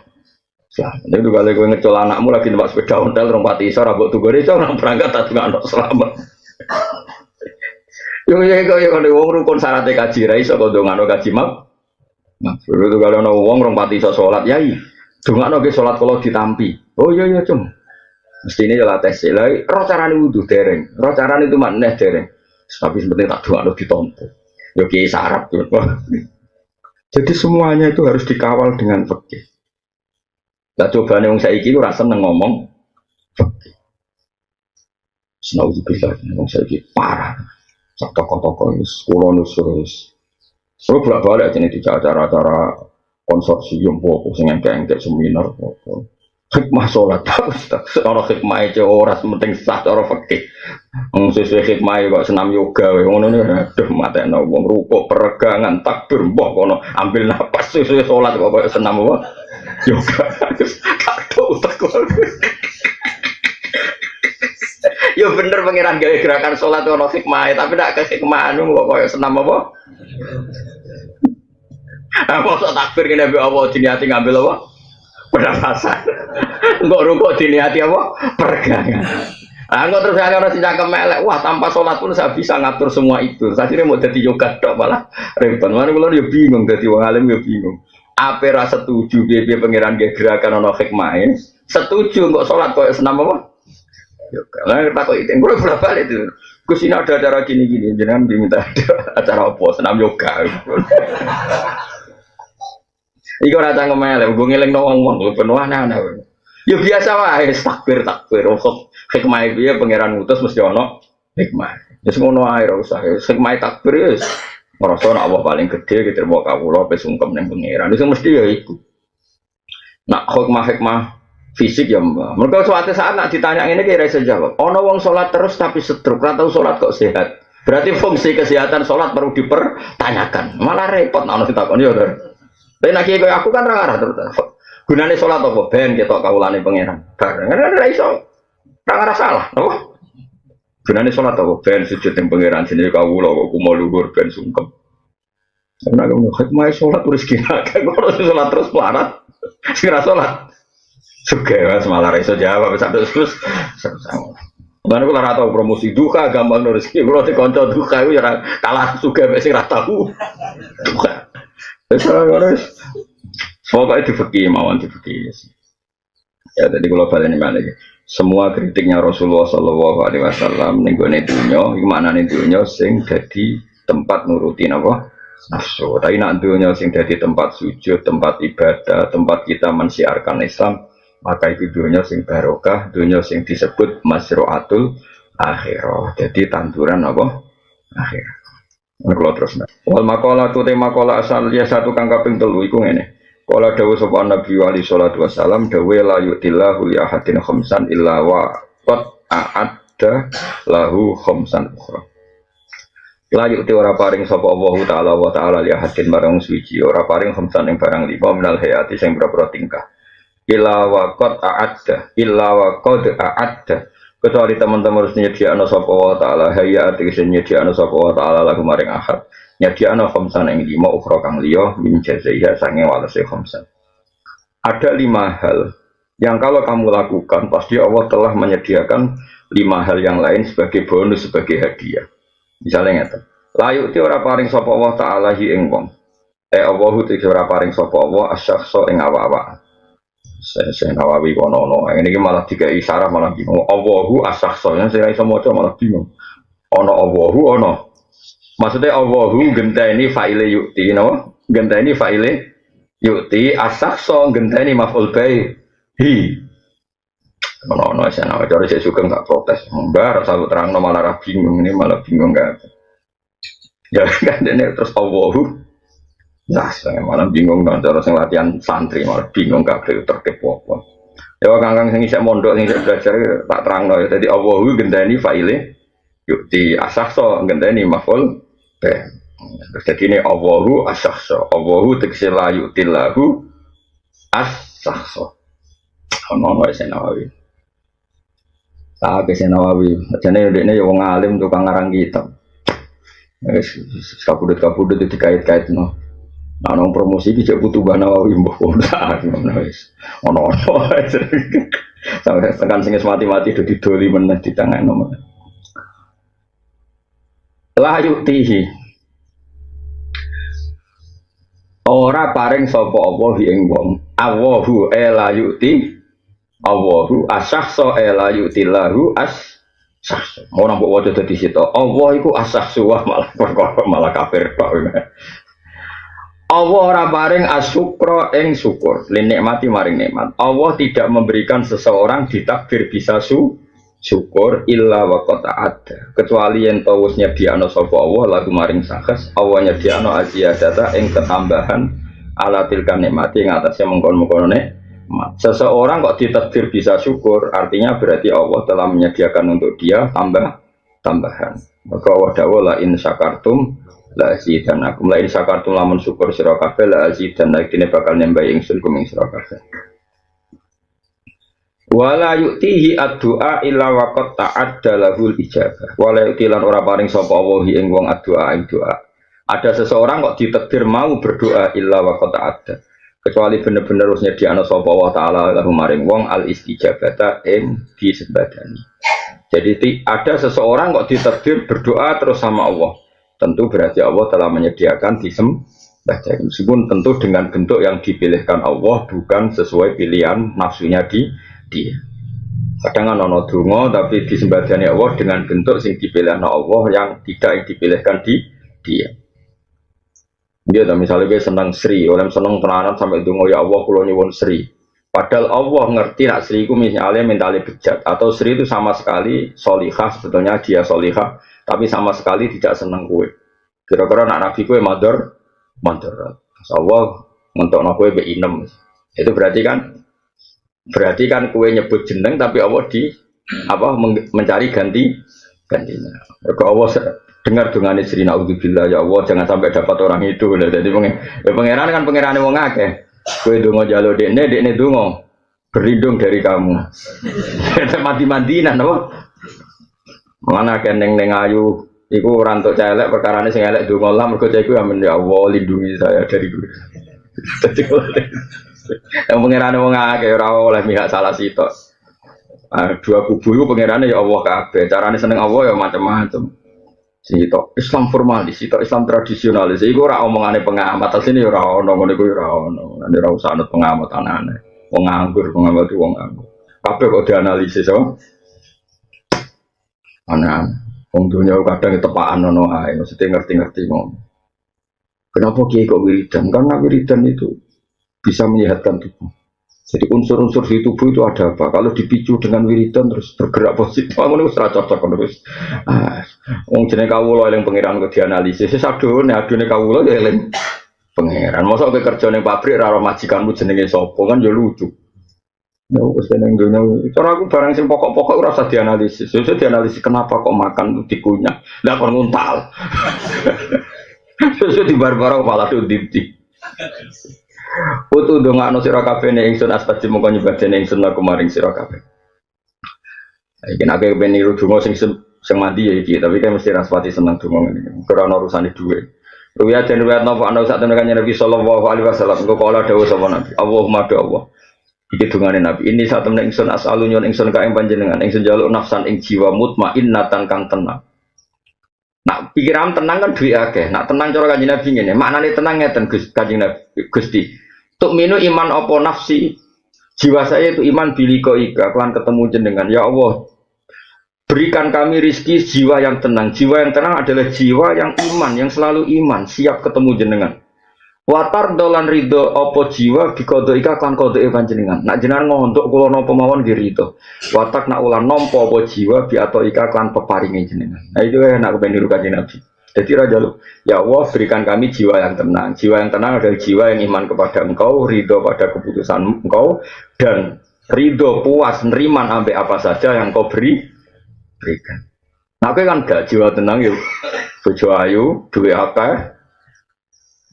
Wah, pokoknya jadi bos, intinya gue gak ada jadi bos. Orang ada saingane. Wah, ora karu-karuan ya.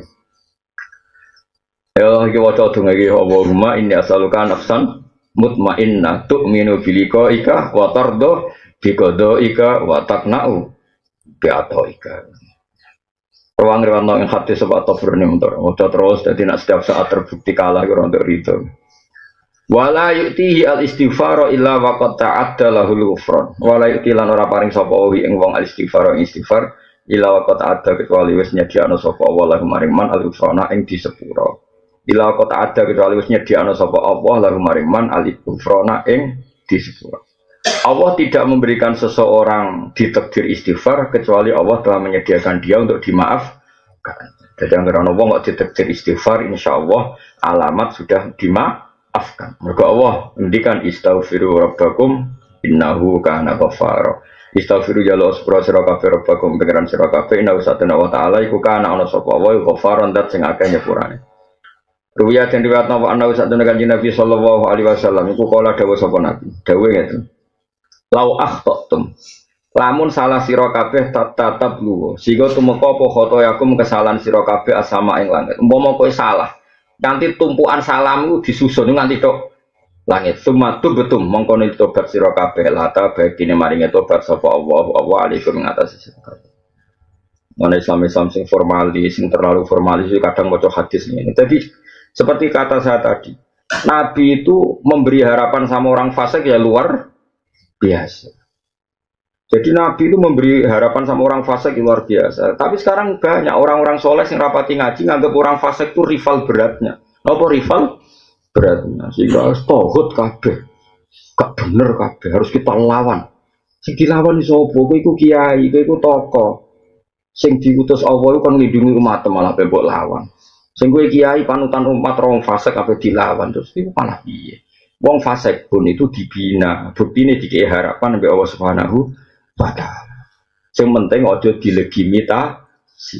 Mereka nak boleh legitimasi, wong mbok lawan naik, mbok eling naik fasik mana mbok legitimasi. Makanya tadi saya ulang berkali-kali. Kalau ada orang misalnya bandar judi, satu sebagai dia bandar judi kita jauhi karena kita takut anak-anak kita ketularan. Tapi ketakutan yang berlebihan akhirnya tidak membina. Dia sempat dua anak buah, kue orang melakukan pembinaan. Tapi nak yang melakukan pembinaan, misalnya badar judinya kamu kandani gak kena, tapi kamu bina orang sekelilingnya supaya gak kena pengaruh dan sebagainya. Sementing kita tidak putus asa. Bukti nih wong fasik pun didhawuhi Kanjeng Nabi, umpama wong fasik dosane nganti tok langit, kemudian mereka mau tobat, lata bawahu alaikum pasti diberi tobat. Kalau Allah saja memberi harapan, kenapa kita tidak? Ya soal nanti kita harus menjauhi dari dia karena takut ketularan fasik kan bisa dikelola secara fikih. Seorang lagi bisa dikelola secara apa? Fikih. Mana saat kita jauhi, mana saat kita mendekati. Sementara Rasulullah taufik semua itu fillah walillah, semua itu karena Allah dan dalam konteks negara agamane Allah. Ruang riwayat nang hadis sapa Ibnu Majah. Wala yu'tihi at-taubata illa waqta adda lahul qabula. Wala yu'ti lan ora maringi sapa apa hu ing abet atau bata ing tobat. Seseorang tidak dikasih tobat illa waqta adda. Kecuali setelahnya diakno sapa wa ta'ala lagu maring wong al-qabula ing ditampa. Allah tidak memberikan seseorang ditakdir tobat kecuali Allah sudah menyediakan bagi yang tobat tadi pasti diterima. Qabula tobati tegese Allah mesti jamin ditampani tobat. Jadi nak tobat kira sama mang ditampa ta ora mesti ditampa. Bukan karena tobat kita sempurna tapi karena jembare rahmate Allah. Ruwiyatin riwayat napa ana saat Nabi Muhammad sallallahu alaihi wasallam kok kala dawuh sapa Nabi dawuh ngene. Maktubun haulal arsy qabla an tukhlaqad dunya bi arba'ati alafi amin. Apa sing ditulis wa inni la ghafarul liman taba wa amana wa amila sholihan tsumma tada. Maktubun iku den tulis haulal arsy ana ing sekelilinge aras qabla an tukhlaqad sedurunge itu digawe apa dunia apa dunia bi arba'ati alafi amin sedurunge digawe 4000 tahun sebelum 4000 tahun sebelum dunia. Nah kowe kan terima SM sebelum Masehi berarti SD sebelum dunia no? Kan agak tahun kan apa SM misalnya Aristoteles itu lahir tahun berapa SM sekian no? Jadi apa SD no? sebelum dunia. Jadi ya SD ya sebelum apa dia kira ngarang buku kayak modelnya orang SM tok tapi no SD bingung ya sing maca bingung sarap ya. Ya sebelum dunia diciptakan berapa 4000 tahun itu ditulis di seputar aras ada kalimat wa inni la ghafar wa inni lan sak temne ingsun wa la ghafarun dzatine zat sing akeh nyepurane saya ini pemaaf sekali kata Allah liman maring wong taba kang gelem tobat sapa man. Padahal orang tobat maknanya tahu so iku dikai harap. Anak Islam terlalu formalis yo keliru. Mosok wong fasik gubudi ngono lawan habisi. Ora malah gawe nyawa menubas habisi. Enak. Malaikat Israel itu kan nyabut nyawa ngabisine ngenteni perintah. Ngawur kabeh ana prosedure sembrono. Tapi aja terus ngene, orang fasik yo mati nabi kancani wae katut fasik iman pas-pasan wae ana-ana. Wis pokoke semuanya dikelola secara fikih. Ya, saya ulang lagi dikelola secara fikih. Aku iku zat sing akeh nyepurane liman mari wong tabah kang tobat sapa man. Wa amanalan gelem iman sapa man. Wa amilan gelem nglakoni sapa man sholihan ing amal saleh sumata da mongko nuli nampa pituduh sapa wong. Rawahu Dailami. Wala yu'tihi shadaqata illa wa qata'adda lahu taqabbula. Walau tilan ora paring sapa wa ta'ala ing man as-sadaqah ing sedekah. Allah tidak mentakdirkan seseorang mau sedekah. Ya saya ulang lagi. Allah tidak mentakdirkan seseorang mau sedekah illa wa qata'adda kecuali wis nyediakno sapa wa lahu maring man ataqabbula ing ditampa. Setiap orang yang ditakdir sedekah pasti Allah sudah menyediakan pasti ditampa. Ya tadi bukan karena kesempurnaan sedekah kita, tapi saking baiknya Allah Subhanahu wa taala. Karena kena apik-apik dia, pangeran ora perlu ngapresiasi, wong sing mbok sedekah ya duwe pangeran, dunyane pangeran mbok kena kawulane. Pangeran prestasimu apa? Kan ora ana prestasine. Mulane ditampane iku mergo Allah Maha apian. Nah, masalah cara ilmu hakikat ya terus duwe ya wae pangeran, sing mbok ya kawulane pangeran. Ya wis. Tapi jelas saking apike pangeran apa? Tidak ada seseorang sedekah kecuali Allah telah menjamin dia pasti diterima. Nah, tadi bukan karena kebaikan sedekah itu, tapi karena kebaikannya Allah Subhanahu wa taala. Husulat atau qabul itu hasil ditampa. Nah, pokoknya sering donga sing kula ijazah pokoknya Allahumma illam akun ahlan an abdu wa rahmataka fa rahmatuka ahlun antab Luhoni, jika amal saya tidak layak untuk menggapai ridho jenengan atau rahmat jenengan, tapi rahmat jenengan selalu mampu, selalu bisa menggapai saya. Misalnya kayak lebu swargo mewah ngono, hotel mewah biasa, wes sedino 1 juta, lah swargo selawase terus bayar di rosis. Mau mbok tuku, mbok sholat 5 waktu, sing kesusu, sing eling HP, eling duit, cukup ngamalem gue tuku swargo? Enggak cukup, darah, enggak cukup. Belum. Orang raimu kan kudu ngoperasi rai macam-macam. Swarga kan kudu ganteng. Iku wis ngentekno dhuwit, rai ngene iki ditata. Iku ning Bandung wis malah bunyak kabeh. Dadi lah iya iku nggo ngrubah rai tok biayane wis piye. Tapi nyatane swarga bisa kita gapai. Ora kok krono amal kita cukup, tapi sing cukup rahmate Allah. Soalnya mengenai kajian Nabi nak mari donga luar biasa. Makanya kalau yakin, endul yakin, hakul yakin. Ora ono wong para pangeran kaya Rasulullah Shallallahu Alaihi Wasallam. Mungkin semua orang Islam itu iman. Saya percaya semua orang Islam itu iman seperti itu. Tapi tetap apik sing iman ma'al ilmi. Apa? Iman ma'al ilmi. Iman disertai ngerti. Ya contoh gampang misalnya gini. Saya itu kagum sama Rasulullah misalnya gini. Dan ini bisa sampai praktekkan. Wong sing bermalaman dugem misalnya. Dia nari-nari bewong ayu-ayu terus dugem. Mungkin dia punya kenikmatan. Karena itu memang nikmat bagi seorang lelaki, mungkin itu nikmat. Kemudian semua manusia punya nafsu, tentu kalau itu dilarang kan berat. Berat karena dia ingin hiburan juga. Tapi apa kata Nabi? Resepnya dari Nabi itu gampang. Congko itu sing seneng ibadah. Seneng nikmati barang sing diolehno pengira. Yang suami istri diolehno hubungan suami istri. Sehingga dia terhibur oleh sesuatu sing halal. Orang yang punya rikotul kolbi, punya hati halus, ngipasi anak nganti turu ya seneng era karuan. Padahal tanpa dugem. Wong-wong sing punya hati apik, kemudian ngipasi anak nganti turu, ngeloni anak nganti turu. Itu nikmate mbek sing dugem juga tidak kalah. Urung kiai-kiai soleh sing ngaji pasanan, ngaji mbek santri.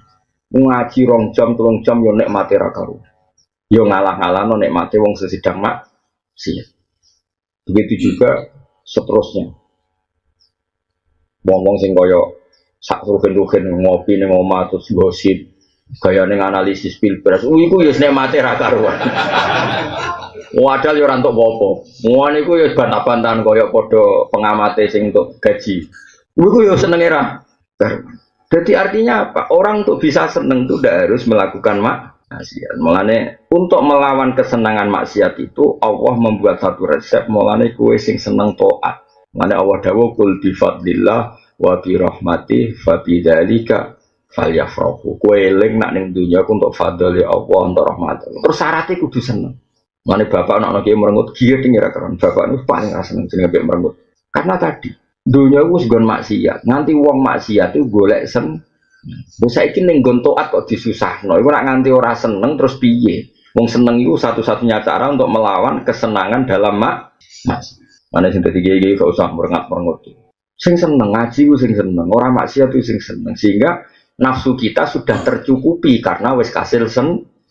Yaitu sirine Nabi ngendikan wa hubbiba ilayya min dunyakum at-tibuan nisa, terus ngendikan wa qurratu aini fis. Ngaji Nabi ora toh ya. Nabi coba Nabi itu tokoh besar. Beliau ngadepi wong kafir-kafir sing jahat-jahat. Setiap saat bisa diculik, dibunuh. Iku Nabi kalau panik misalnya 11:30. Dhuwur kene jam. Yo, misalnya 11:30 sebelum zuhur pun atau sebelum azan. Apalagi sebelum subuh. Iku Nabi mau mlaku nang dalem. Ditanya Aisyah, "Ya Rasulullah, kenapa engkau tarot mulai mlaku? Bilal kok gak rene-rene? Bilal kok gak rene?" Ya dulu gini ya kefiahnya, karena dulu gak ono HP kan, gak ono WA, ya ono. Nabi itu di dalam, terus kalau Bilal mau adzan itu Nabi ditodok dulu. Jadi Bilal sebelum apa? Adzan ditodok dulu. As-sholat ya Rasulullah, as-sholat. Tapi itu praktek nona kiai. Nona kiai mau dua-dua. Ih, sholat. Oh, nak wong itu dineng deh, gak ada akhlak ya. Emang dulu gitu nodok. Terus carane nodok itu karena ashabu Rasulullah yaqrauna bil adzafir, yaqrauna bila ada, jadi nak notok jalur Nabi nggak bawa buku ya kayak gini. Orang, itu kampanye itu. Seguyu gue lah gue. Tapi jelas awal dilawan umat dilawan. Pemimpin apa ngelawan umat dewi malah repot mana. Podo di ini. Tapi ya oleh wae dunia no. Jadi karena sabar saya yaqrauna no. Bila itu Nabi dawi as-sholat. Itu nak Bilal itu, siapa jenis Rasulullah itu mau kamar. Ketika Bilal datang sudah mulai notok. Itu Nabi dawing ini, cepet Bilal, cepet adanya ya donang sholat. Arif Nabi sholat, kalau aja apal tek. Arifna ya Bilal bis sholat, Arifna ya Bilal bis sholat. Aku istirahat no tak nang sholat, aku istirahat no tak nang sholat. Jadi semua ketakutan Nabi, semua kegalauan Nabi, nak sholat itu mari. Karena tadi manusia ini kan di sekelilingi masalah-masalah duniawi. Tapi apapun masalah duniawi itu sebenarnya masalah yang kita menghadapi makhluk.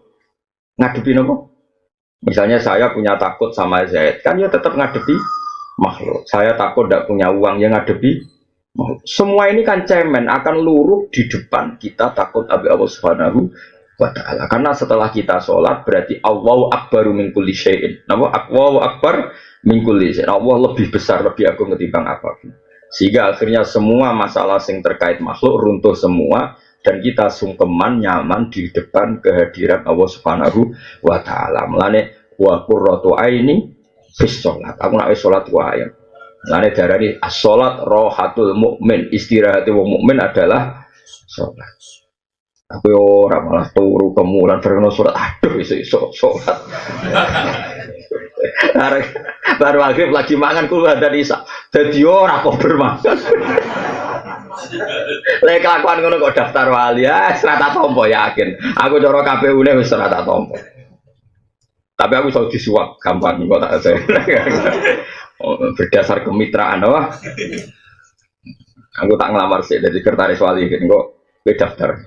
Kok kerapati memenuhi syarat-syarat berdasar pengkronian loh. Tapi kok wali kok kroni restu wali kan.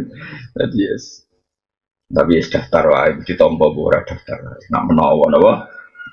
Nak menawa ditompo to diguyu kemungkinan yo. Akeh diguyu apa ditompo? Oh diguyu kan. Wong kabeh ana kriteria no.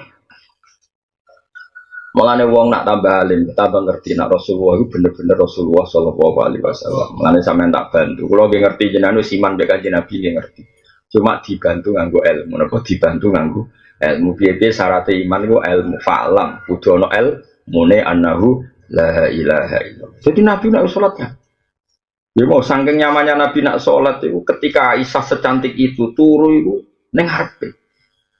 Melumah turun deh. Madep langit tuh, cara Jawa. Ngomong. Ayo Aisyah. Itu Nabi tetap sholat. Sampai cari Aisyah. Nak sholat sawe. Sampai aku keturun. Ya suruh tenan aja.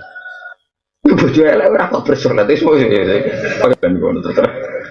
Ora tigo tetep apa over ya tenang wae. Terus dari Aisyah kenangannya nak beliau sujud tak ingker jadi ditarik sujud. Ya dan tengah-tengahnya Nabi. Nah, Nabi bersujud, Nabi ngadeg tak selonjornya menaik. Itu dari Aisyah. Pas tak selonjornya itu, aku nganti keturun. Saking suwene ngadeg kanjeng. Nah, aku ora kan ra kober, kan mukul hudok. Jadi cara sing salat kowe Aisyah ya ora kober turu mergo ya jundak-jundik. Ketika diselonjorno iku Nabi ngadeg meneh salat. Lah sing dramatis apa? Ketika disaksikan ternyata hatta waromat qodama nganti dilamakane pecah bengkak. Coba kayak apa seorang Nabi? Memang ya nyaman tenan Nabi sekali seorang. Nah, cucunya yang masyhur niru Sayyid Ali Zainal Abidin. Kalau nanti diceritani bapak. Kalau jauh gede mawon ngerti itu ada di beberapa kitab. Sebelum itu saya diceritani bapak. Bapak diceritani Badullah. Sakjane wali-wali itu ra ono nur. Salat niat 1000 rakaat itu ra ono. Saya ulang lagi. Sebenarnya wali-wali itu ra ono. Salat niat 1000. Iku ra ono. Nah kowe kan gak tak warai dosamu witir, dosamu traweh. Traweh apik, sing kelakuan dosa ku kowe ora kok traweh. Kowe kan nganggep traweh ku 20 rakaat. Maka kamu bikinlah satu cara, yaitu percepatan. Jadi apa ini elekmu, kelakuanmu elekmu. Salatnya apik lho to. Maksudnya kelakuanmu itu. Apa ini ya? Kowe kan ngerti salat traweh kan 20. Maka harus ada solusi apa? Percepatan. Terus pilihannya, nah model NO kan kulhu di rakaat kedua ya, main kulhu. Sampai malaikat ngerti, wah mesti kulhu deh. Jadi, mengenai mau kulhu kok iso omong-omongan be surat liane, wah surat paling keren, digo terus. Jadi surat dia ada, wah digo tapi niatnya elek, ben cepet. Nanti kago tapi niatnya. Maka disusunlah apa? Sistem percepatan. Sehingga ada yang memecahkan rekor 8 menit ya. Apa? 7 menit atau 8 menit. Nah Nabi kurang ngono kan. Dewi Bapak enggak. Jadi Sayyid Ali Zainal Abidin sebenarnya ingin sholat hanya 2 kali. Saya ulang lagi. Ingin sholat itu hanya. Tapi beliau Allahu Akbar terus in. In itu nyaman. Saking nyamannya setelah dia salam, ya Allah matur nuwun jenengan kok nedir kula salat, matur nuwun sanget. Jenengan nedir kula sujud teng jenengan. Sebagai bentuk syukur kula badhe salat malih. Allahu Akbar, salat syukur. Ya. Jadi beliau tidak tahu kalau mau 10.000 rakaat, makanya beliau nggak bikin cara percepatan. Tak warai bedane wali mek gak wali. Sajane ya wis karuan beda iki mau cerita ayo. Sajane rasa dibedakno ya wis beda. Ya, berarti kan sudah jadi 2, sekarang tambah 2 lagi 4. Setelah 4, ya Allah matur nuwun.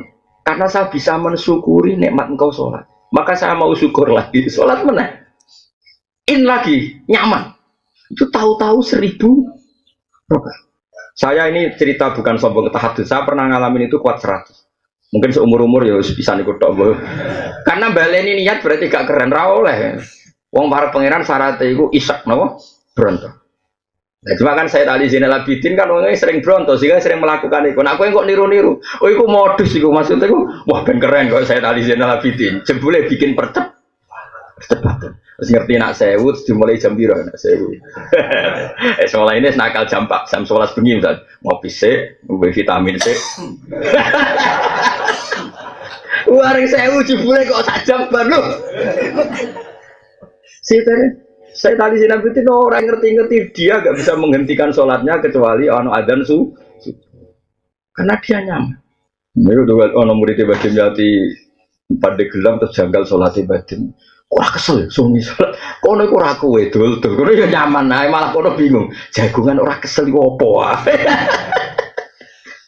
Mbah kula kandung sange bapak.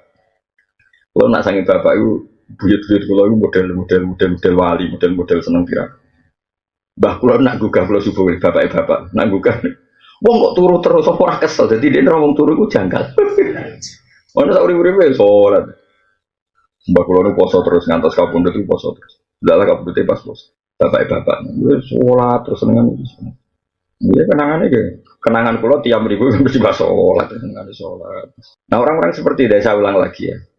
Jadi jangan kira Sayyid Ali Zainal Abidin niat sewu niku mboten. Nah sampean kan enggak, memang ngerti nak api 20, saya ulang lagi, maka diaturlah sistem percepatan sampai surat. Biasanya rakaat pertama orang nih Jogja, mulai al-har. Iya, al-har. Jadi mesti hitung. Warga rugi, ketemu apa kok suwe-suwe kok rugi. Nah sing nom-nom yang ngono membandingkan sekian musola dan masjid. Mana yang tercepat maka berlabuhlah ke sana. Waduh bulet ya kene.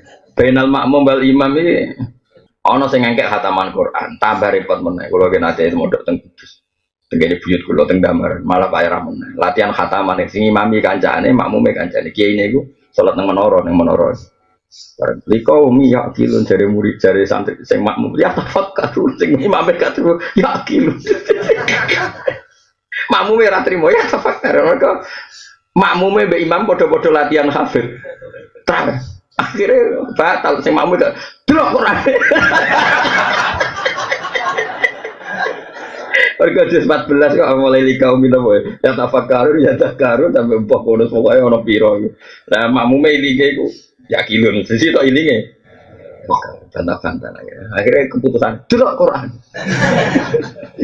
Cari imam. Yo, ditelok. Resku batal ora. Salat kok bantah-bantahan. Jadi bodoh ini. Sesuatu api ngono ae. Penting nek sing wis latihan ora apa-apa. Suwe-suwe ngene. Bareng hari kedua ketiga ana kesepakatan. Lah salah ora usah ben cepet. Wah, iki malah repot meneh. Ajaran kok ngono tadi. Mergo nek dielingno malah suwi. Sebelum aku penting nang bar apa? Repot. Kalau baleni malih ya. Jadi satu melane bapak kula niku nak ijazah kula. Wis sementing urip ku seneng. Mbah Mun guru kula nggih ngoten urip ku seneng selain gak kemrungsung ben kita itu iktifak ngalap cukup seneng mbek barang halal insyaallah dijauhkan dari kepengen seneng nganggo barang maksiat. Manusia itu sistem rohaninya itu banyak sekali. Sama tak bedai saya. Misalnya rohani kita ngekei duit rondo sepuh elek. ngekei duit rondo 100.000 yo seneng ya. Ketika can nom-nom misalnya ngekei wong ayu sing krana nafsu 100.000 ya seneng. Tapi sebetulnya sistem tubuh kita ini punya sekian banyak rohani yang dengan melakukan ngamal apik senenge ya ora kalah mbek sing lakoni mak. Orang sing delok dangdutan seneng hura-hura. Itu ya gak bisa ngalahkan sing teko ning acara istighosa, gua acara toreko sing sampai nangis. Tapi aja modus lho nangis ya. Ngomong nangis tenan. Artinya jangan pernah kowe nganggep nak maksiat kowe nyenengno tinimbang taat. Mane kula bikin gerakan seneng. Eukul bi fadlillah wa bi rahmati fa bidzalika falyafrah. Terus apa dawuh huwa khairum mimma yajmaun. Kesenangan yang karena taat itu jauh di atas yang mereka lakukan. Nanti kula termasuk kiai sing fanatik, urip kudu seneng. Wane alam nasrah lah kan apa. Nak menawa barokah seneng mbek taat iku kita tambah hari tambah jauh dari seneng yang berbau napa mak. Ini Mas Nabi wa qurratu aini fisau. Tapi sing koyo saya denale bikin kuas gitu. Kulo bayang, kulo nate kuat 100. Bariku pun ya memang mungkin kelas saya ya 100. Tapi kulo nate sholat 2 rakaat. Ya tentu itu sholat sunat. Kemudian saya merasa nyaman, sholat lagi 2 rakaat. Tahu-tahu kira-kira jumlahnya 100. Tapi pokoknya sementing nggak tahu. Tapi tadi saya juga agak ngerti. Karena gue kan gak target. Jadi gue itu kayak multi level. Ono target, ono poin, kemudian bikin sistem percepatan. Ya akhirnya Allah itu rapati eling gak wong traweh eling Allah terus aku tak jawab. Nah imamnya malah eling wis piro ya, nang keluar. Malah orang sing kurang ajar, wis piro nang keluar. Wis salat gak wedi keluar.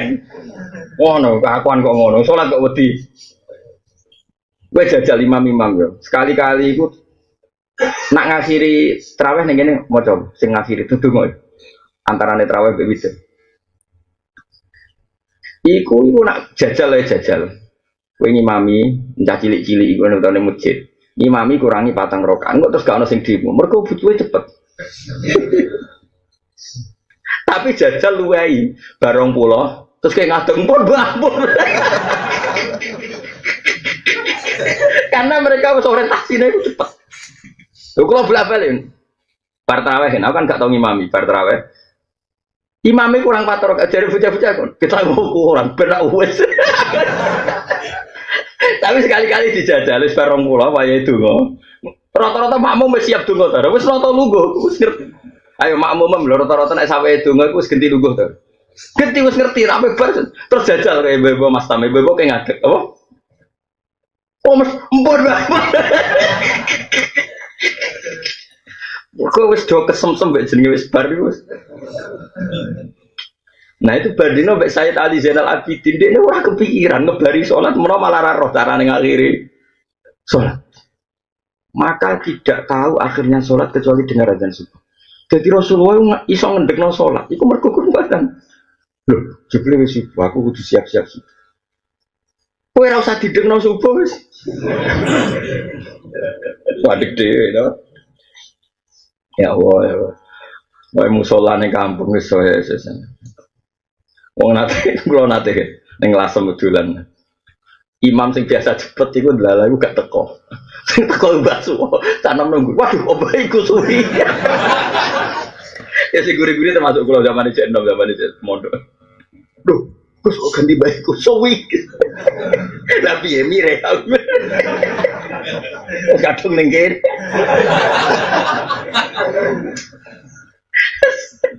Repot.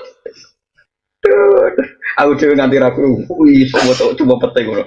Assalamualaikum warahmatullahi wabarakatuh. Barbir. Pokoknya sing jelas itu ayat terakhir sih ya. Oh, nulis anin naim wa akbar. Jadi mubaleke iku muadzine mau ngenteni anin naim wa akbar. Dudu Oke. Jadi sing 8 diperdebatkan. Piye iso ono 8 model ngono. Sing sitok apa artine salat gak tumanina bantah-bantahan. Wong salat krana Allah kok sing biji bera Allah kira sampe lo bantah-bantahan aneh-aneh. Wong wilayah pangeran opo berdebat. Gimana 10 menit itu terlalu cah ya Allah. Aku delok teng syutingan ning TV. Nanti salam kok abung-abungan. Mergo sing sitok iku nganan, sing sitok isik kiri. Mergo saking bingunge kok. Aku delok ya Allah. Oh, no edonya ya. Muka-muka Ramadan ini terpecahkan lagi. Kan rekornya terpecahkan 7 menit ya. Dan aku pengen ya, 5 menit sanggup. Apa mbok pecahno model saya tali Zainal Abidin traweh ra iso ngakhiri kecuali adzan subuh. Wah, itu di berita internasional tenan tuh. Jebule mergo turu nak kowe. Orang ngarah perkara in kaya saya tahu Ali Zainal Abidin. Wong saya tali Zainal Abidin ora kuat. Kalau gak ada dungane beliau, memang nggak mungkin beliau tidak kuat karena memang dari potongan-potongan doa itu kelihatan sekali kalau beliau ini semua mantan dari pengiran. Saya di Arafah ya baca doa itu di Masjid Medina, bahkan ketika di mana-mana saya baca doa. Jadi kalau sudah donga ke pengiran, nyifati pengiran itu luar biasa. Kayak Rasulullah SAW karena memang mereka ikrah atau orang-orang suci. Jadi gitu tak warai gitu. Kalau nanti Rian didawi bapak terus gede-gede ngerti memang beliau itu tidak pernah sebenarnya ingin sholat langsung 1000 rakaat tadi. Sholat 2 rakaat, paham ya? Kemudian merasa nyaman, terus mensyukuri, merasa nyaman dan syukur lagi. Setelah syukur, tahu-tahu jumlahnya. Ya memang benar-benar iswaqoroto ini sholat nyaman. Qul bi fadlillah wa bi rahmati fa bi dzalika falyafrahu. Sebagian ayat disebut qulillah wis aku iku iman be Allah, urip be Allah. Sumadzarhum fi khaudihim ya wis wong liya biarno wis. Kamane darhum biarno wae donya wis kowe urip bebek napa? Kamera. Mun kula terusna. Ruya den riwayatno apa annahu satene kanjeng Nabi Muhammad sallallahu alaihi wasallam iku kala dawuh sapa Nabi kulum riin. Utai saben-saben awa-awaan iku fidil di sedekati ing dalem iyup-iyupane sedekah iku. Apa nak cara bahasa Indonesia apa iyup-iyupan? Naungan sing dadekno gak panas yo. Wis pokoke ngene. Setiap seseorang itu dalam naungan payung apa? Sedekah. Hatta yubdo sigoten putus nopo kenanas antarane manusia.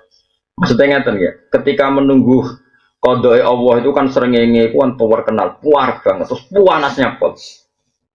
Dalam panas yang super panas iku mau beja-bejane wong sing sering sedekah karena dipayungi mbek sedekah ya masyhur itu kan ada 7 orang termasuk sab'atun yudilluhum wa fi dhillih yauma la dhilla illa dhilluh termasuk Imam Adil. Mulane ya cukuman gedeng presiden, menteri, gedeng pejabat. Nah pas adil ya termasuk untuk jaminan untuk zil, napa? Termasuk wong soleh, wong larat sing sabar. Sing angel sing nomor 7 calanan enom dijak cahayu gak gelem iku. Angel rasa mbok jajal iku. Mbok jajal gelem tenan malah takobal wa minna minkum. Jadi syaratnya kudu apa? Uripem tau dijajal apa? Disenengi apa? Wong itu ayo ana tambahan Nabi. Wae wong lanang dijak wong wedok. Ayo. Ora kowe sing ngejak lho, dijak. Nak ngejak kan spekulasi gelem ta ora. Iku kan wis nervous apa? Iki gak kowe dijak wong ayu. Nah kowe ngejak kan isih uji nyali. Ya nak aku kono gelem nak ora. Iki dijak. Dijak terus kowe muni ra gelem. Tapi ojo jajal. Mbok jajal ora apa-apa iku langsung 7. Tapi aku gak yakin kowe lho. Gak yakin iki lho iku. Iku apa? Da'atu imro'atun datu mansibin wa jamal. Wong wedok ayu terhormat. Lho anak lonte kan ngajakmu mergo kon bayar. Iku orang terhormat, maksudnya orang normal, orang terhormat. Gelem mergo roh kowe. Terus faqala inna khoga aku wedi pangeran. Tapi rasa jajal bahaya wis resiko. Sadok sedekah ya gampang sedekah timbang apa jajal mau lho. Rasa dijajal. Rawang riwayat yang hadis sapa Imam Ahmad Imam Waru yalan den riwayatno apa ana usah den kanjeng Nabi Muhammad sallallahu alaihi wasallam iku kala dawuh sapa Nabi mamin abdi ora ana te kawula ta sedekah ingkang sedekah sapa abet bi sedekah den lan sedekah ya betal fi kang goleki sapa abet dia kan sedekah goleki wajah wori ing ridane Allah taala ila kala kecuali dawuh sapa Allah yaumal kiamat ing dalam dina kiamat dawuh ngene abdi rojautani falan ukhkira Lan iki ijazah teng jenengan nggih nak sedekah iku niati bahwa bukti kamu duwe arep-arep ning rahmate Allah lewat melakukan sesuatu sing dianjurkan Allah. Jadi itu sedekah mesti antaranya. Ya kalau balen malih. Sedekah iku aja kowe niat nyuwun sewu wong fikir tak sedekah ya ben kelar mangan. Oke, niat itu baik. Tapi kadang-kadang kumo luhur seakan-akan kamu yang mencukupi orang fikir itu. Padahal sing nyukupi manusa kabeh namung Allah Subhanahu wa taala. Anggap ae nek sedekah bukti kowe rojak arep-arep rahmate Allah lewat amal sing dianjurkan Allah. Mulane ketika ada orang sedekah dawuh pangeran begini, abdi te kawula ingsun ora jauta. Iku arep-arep abdi duh kawula ingsun. He kawulaku. Ketika kowe sedekah ora jauta arep-arep sira ni ingsun. Falan uhkiroka mongko ora bakal nyepelekno ingsun ka ing sira. Ini eling-eling dawuh Kanjeng Nabi sebuti, ketika seseorang sedekah dan nanti ketemu Allah, Allah ngendikan dia, wahai hambaku, kamu sedekah tadi kan karena berharap rahmatku. Maka kamu tidak akan saya sia-siakan. Pasti terkabul arep-arepem ning rahmatku. Beda mbek nyun sewu gerakan-gerakan LSM sing nyun sewu sing ndak pati islami kan alasannya kan mencukupi orang miskin, menolong orang miskin. Semua itu nyun sewu udah ada kontrak mbek Allah Subhanahu wa taala. Kasusnya sosial, empati yang didewa-dewakan itu sesuatu yang enggak nyebut Allah. Karena empati, karena sosial, karena kemanusiaan. Kita ini orang mukmin kalau melakukan baik ya karena Allah. Paham ya? Bukan karena kemanusiaan, memang karena Allah. Kalau karena kemanusiaan itu suwe-suwe mau, wah serata urusi ora kelar mangan. Terus akhirnya kita ada kumo luhur, ada mental fir'auniyah, apa? Fir'auniyah. Yang benar ya seperti ini. Ketika seseorang sedekah dan nanti ketemu Allah, kata Allah gimana? Abdi raujautani falan uhkiroka. Hei kaulaku, kamu benar-benar berharap rahmat. Ketika seseorang sedekah kan ingin diampuni Allah atau ingin dunyane barokah atau barokah sedekah iso mlebu swarga. Semua berharap ning Allah. Dan syaratnya Islam sing bener iku memang arep-arepe krana Allah. Jadi kena sedekah wong miskin ora usah arep-arep ngentas kemiskinan iku ben sing ngomong menteri, paham ya? Nah kita kiai pokoke sedekah iku bentuk ridane Allah. Kiai kok melok-melok ngomong, kita sedekah biar ngentas kemiskinan. Itu menteri tenaga kerja atau menteri apa? Kowe ora usah melok ngomong ngono. Paham ya? Maksudnya menteri ya pantese ben ngomong ngono. Mergo ora oleh kamu. Pokoknya wong Islam nak apik tetep kontrak pertama mergo Allah Subhanahu wa taala. Mulane abdi rojautani falan ukhiroka. Kowe sedekah ora mergo arep-arep tak ganjar. Ya saiki ora bakal tak sia-sia. Mergo agama iki segala kebaikan ngendikane Allah limangka na yarjuha wal yaumal akhir. Jadi kowe nglakoni sedekah wong miskin ya biar untuk ridane. Ojo niat ngentas kemiskinan. Kowe sesuk kecewa. Tak rewangi ngene wong miskin tetep akeh. Leren-leren ora sesuai kan. Entas kemiskinan Indonesia kakuati, wis mangan presiden biro. Apa tahu terentaskan? Ya tidak. Ya kadang ono rakyat sing tetep nyalahno presiden, malah keliru meneh. Senengane kok nyalahno. Ya ora usah ngono. Lah terus diapakno wis biasa wae mulai dhisik orang larat itu ya baik-baik saja. Ya sudah kok niat golek ridane Allah. Justru niat ridane Allah iku ora bakal ngundat-ngundat, ora bakal mencibir, ora bakal putus asa. Mergo ridane Allah tidak terbatas. Nah, tapi nak niat nitas kemiskinan, kalau nyatanya tidak terentaskan, terus apa buat lereni?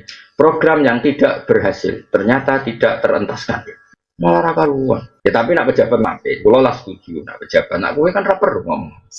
Kalau ngamal ya ngamal, berdasar kita ngamal, mergo yakin janjine Allah itu limangkana yarjuwaha wal yaumal akhir. Cung gue sedekah, iku rak perkara arep rahmatku, tidak akan saya sia-siakan. Amal kamu pasti saya terima, kata Allah. Nah, di antara bentuk terimanya apa? Haram tu jasadaka alan nar. Kata Allah apa? Haram tu jasadaka alan nar. Karena tadi karena Allah. Coba kalau sedekah karena ngentas kemiskinan, kemudian karena tebaran politik tambah. Tapi ini tidak karena Allah. Makanya Allah ngendikan haram tu ngaramno ingsun. Jasadaka ing jasad sira alan nar, ngatasin rokok. Aku wis bilang ke neraka supaya tidak makan jasad kamu. Haram rokok doyanku. Dan rokok nak diharamno ya terserah doyan. Rokok itu ya bisa dua pikiran, misalnya di mana pangeran haram ke mangan Zaid, dia agak berani makan Zaid. Kalau kue diharamno mangan celeng kan, terus kamu tidak makan. Nah, sing repot kan ya, bareng kue liwat halal, wah semangat nerokok, karena nerokok hanya makan yang halal. Jadi istilah pangeran ya haram tuh jasadaka alan neraka ini tak haramkan makan jasadmu. Artinya orang bakal mlebu napa neraka. Wadkhul lan mlebu sira min ayyi abwabil jannati saking endi wae pintu swarga sita karep sira, dan kamu silahkan milih pintu surga yang mana. Milih sing parek ning ngarepmu wae, gak usah milih jajal sing ado. Engko kepleset cebone malah. Kok ngamal pas-pasan wae ada kok.